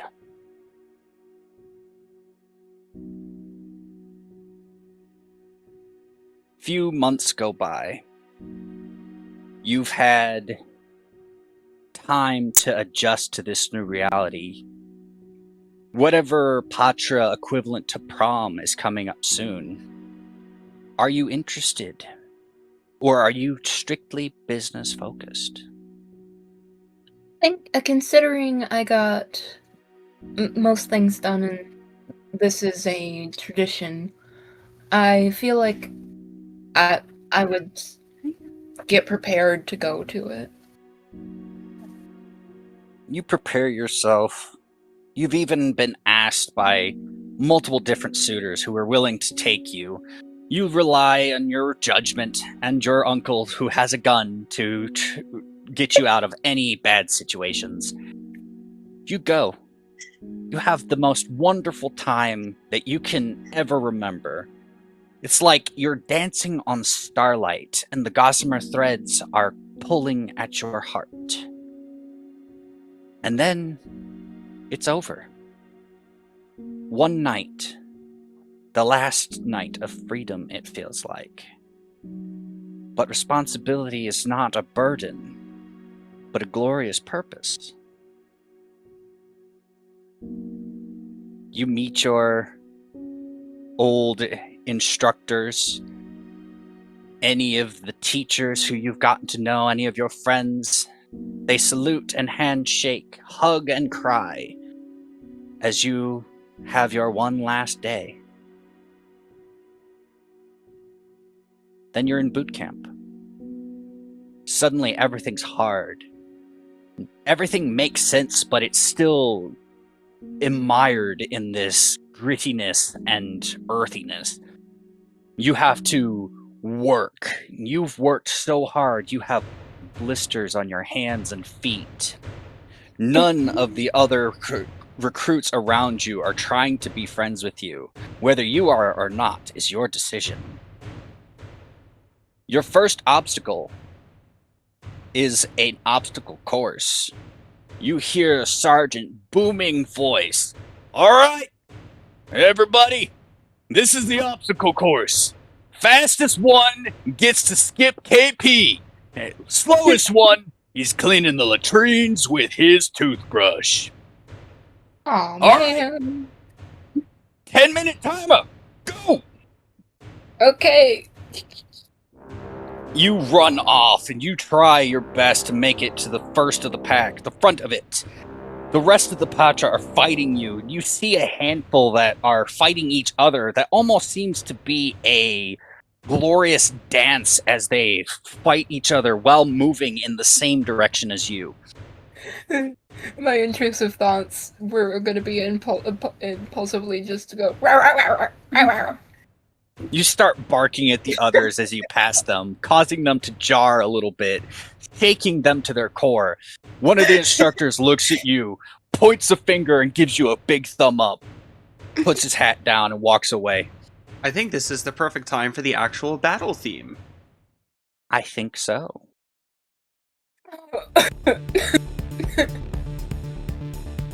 Not expecting that to do anything. Why don't you try and roll me in athletics or acrobatics? Okay.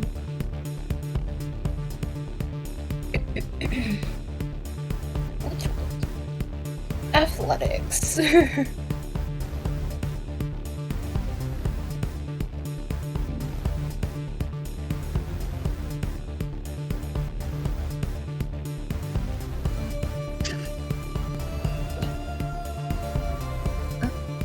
Oh, You let me look at my blank phone. screen on me?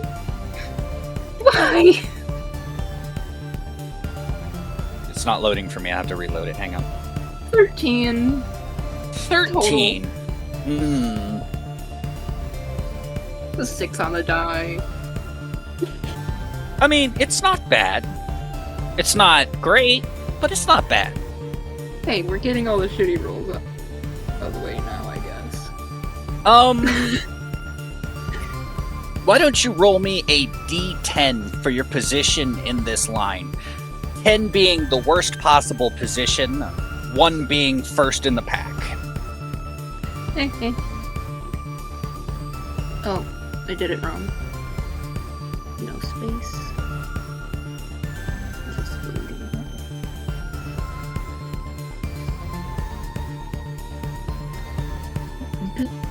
D10. God damn it.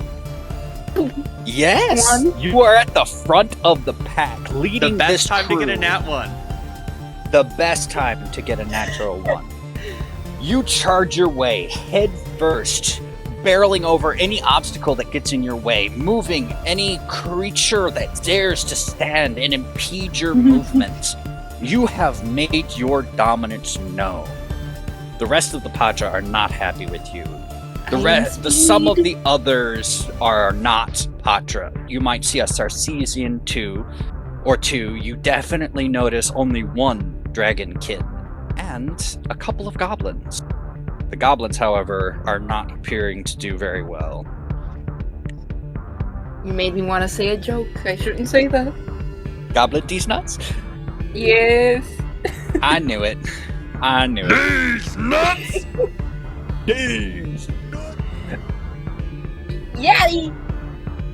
So, you have made yourself the alpha in this current race.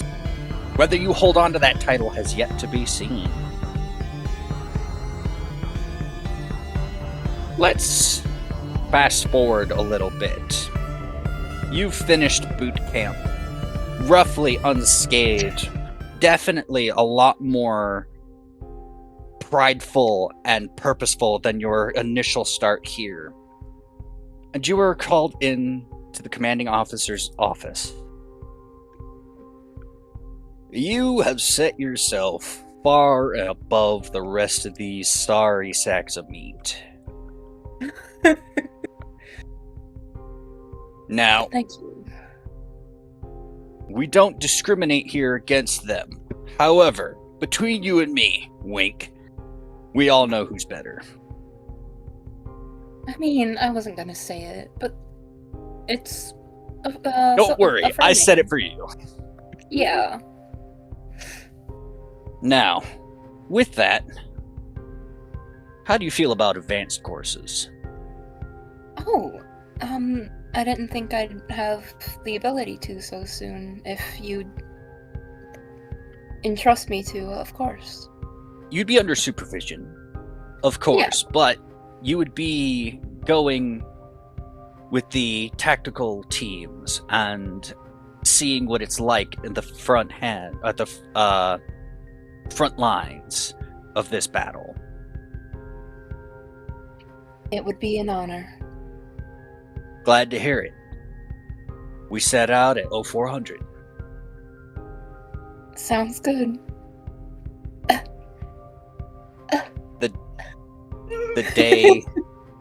The day wanes and passes. The rest of the group that you are with are all looking at you with this sense of jealousy and inadequacy at your being asked into the commanding officer's office. One of them tries to get the information, but you know you can't say anything. Top secret. The alarm goes off at 4 a.m. Mm-hmm. You see two men in tactical gear, one holding a large tactical jacket and another one holding a pair of Spec Ops goggles. Shh, put these on. Okay. You put these goggles on, you can see relatively well. It clears up a lot of the extra peripheral noise that you might see and focuses your vision very well. Oh, You good. sneak out. You go for hours.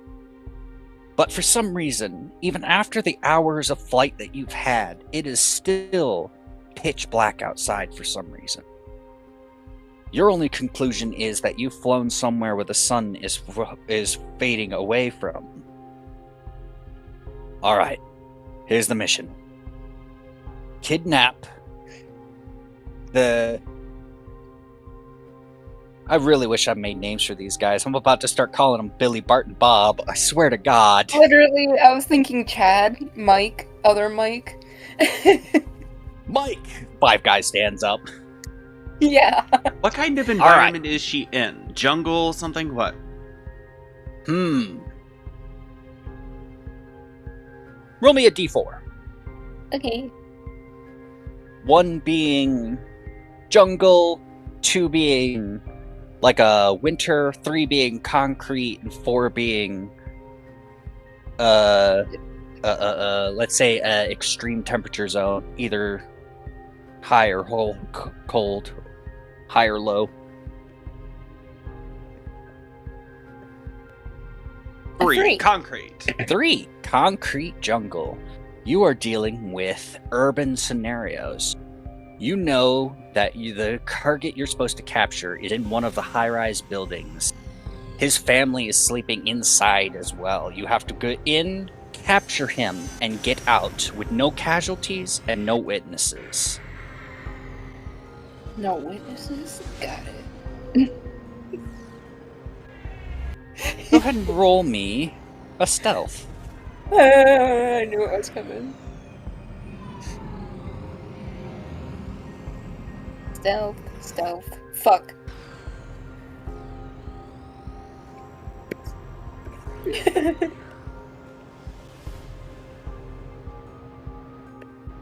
Don't be shit. 7.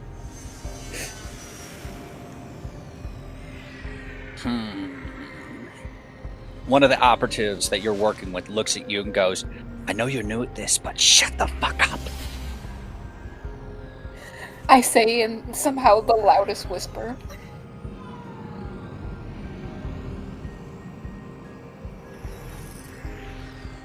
Your approach is not stealthy, but stealthy enough for you to get the job done. Whether there are witnesses or not has yet to be seen. You break in, you go up multiple flights of stairs, you stop by the first level, see the children of this gentleman laying around. You see any of the pets that they may have, whatever that may be. You go up the next level, and you've run into the master of the house. He is standing there in the middle of his hallway with a bottle of whiskey, pouring it into a glass by his whiskey cupboard. Looks over at the group coming up from the bottom of the stairs and almost lets out a scream before being struck from behind by a butt of a gun and knocked unconscious. Glass spilling and shattering all over the floor, waking everybody in the house. If you didn't, I was gonna. Alright, go! Instead of going back down the stairs, the gentleman who came up from the window behind him propels himself down and puts out a large air mattress. Throw him out! I'm following. You throw this gentleman unconscious out and onto this safe landing zone. He lands gingerly without incident. The rest of the house is trying to figure out what that noise was. The wife is currently having a conversation with the children. You can hear them and see the lights turning on one by one as you make your escape. Please roll me another perception check. Yep. In the process, I'm just like, quickly. Oh, wait. Yeah.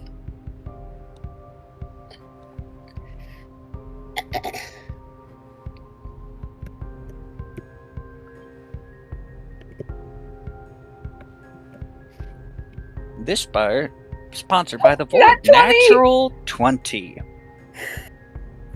You know Oh shit!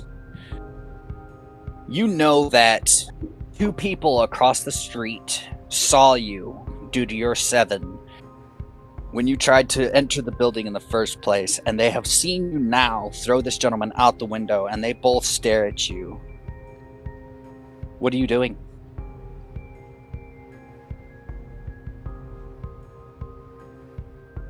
Can I just point out the guys that I saw see me, and just be like, "Hey, y'all got a gun?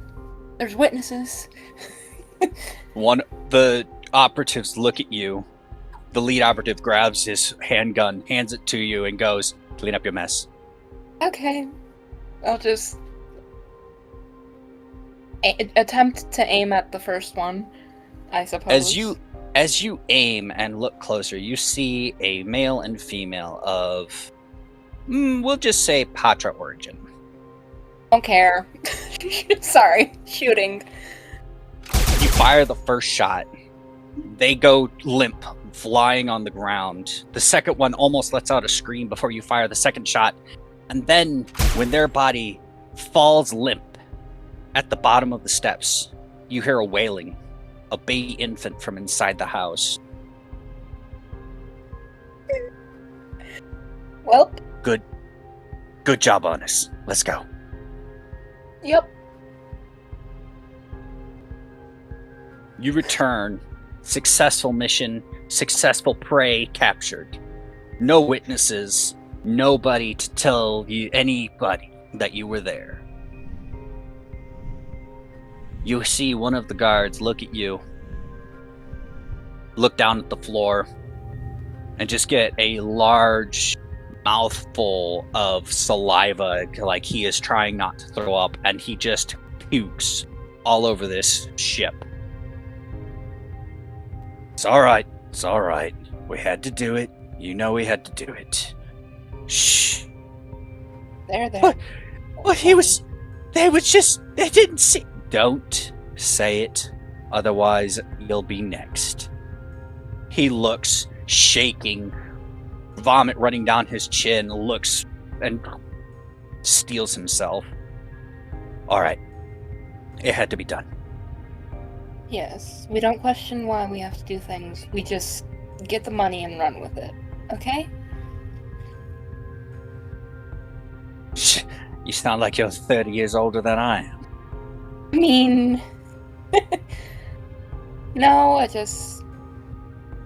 Well, before I even started this, I knew what I was going to get myself into. Well, was it everything you expected?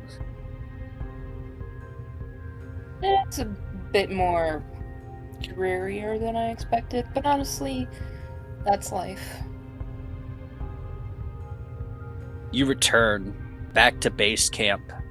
The rest of your companions are awake, doing their drills, moving on with their day. Some of them, obviously, have gotten the short end of the stick. You see one of the other top dogs scrubbing the toilets with his toothbrush. It wasn't a joke. Oh. He's crying. It wasn't a joke. And the commander calls you into his office one more time. There's a bright future for you, kid. Keep it up. Will do, sir. And with that, I think we'll end. Sounds good. What about that one event? Which event is that? Something that kicks off the entire campaign. The children! No, not yet. I know. A certain blip. Oh, yes. Yeah. You know what? We'll put that off. Okay. We will put that off, Sam. I feel like having Arnis be more established inside their arminess and their willingness to do things is going to help us more than that incident will at this moment. Okay. We can have that for the beginning of one. Next episode. Yes. And we'll find it out next time, y'all. Keep wondering if we'll ever find a wand.